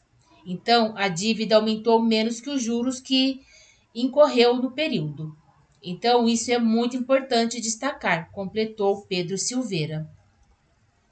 Segundo Pedro Silveira, a parte onerosa, que se aproxima da casa do bilhão, que corresponde a pagamentos a fornecedores, empréstimos, parte do tributário vencido, obrigações sociais e dívidas com atletas, como direitos de imagem que foram sanados durante o ano.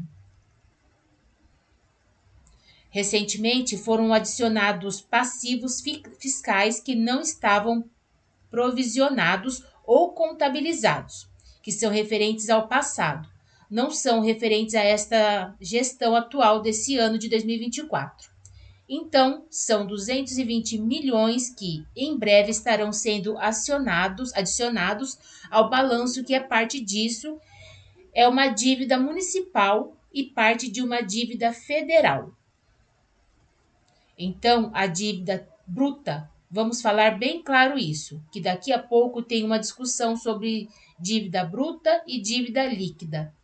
A gente vai apontar aqui isso claramente. A dívida bruta do Corinthians no final de 2023 era de 2,189 bilhões, acrescentou. Ainda na apresentação, Pedro Silveira fez um balanço da janela de transferências no meio do ano. Segundo o diretor financeiro, na conta final, o Corinthians acumulou uma economia de 19 milhões, especialmente para a venda de Wesley por 20 milhões de dólares. Fred Luz, CEO do clube, afirmou que a contratação de Memphis Depay entra nesta conta, embora o holandês não tenha aparecido nos slides de apresentação. O clube contará com 57 milhões de aporte da Esportes da Sorte, patrocinadora principal, para ajudar o pagamento do pacote de 70 milhões pela contratação do europeu.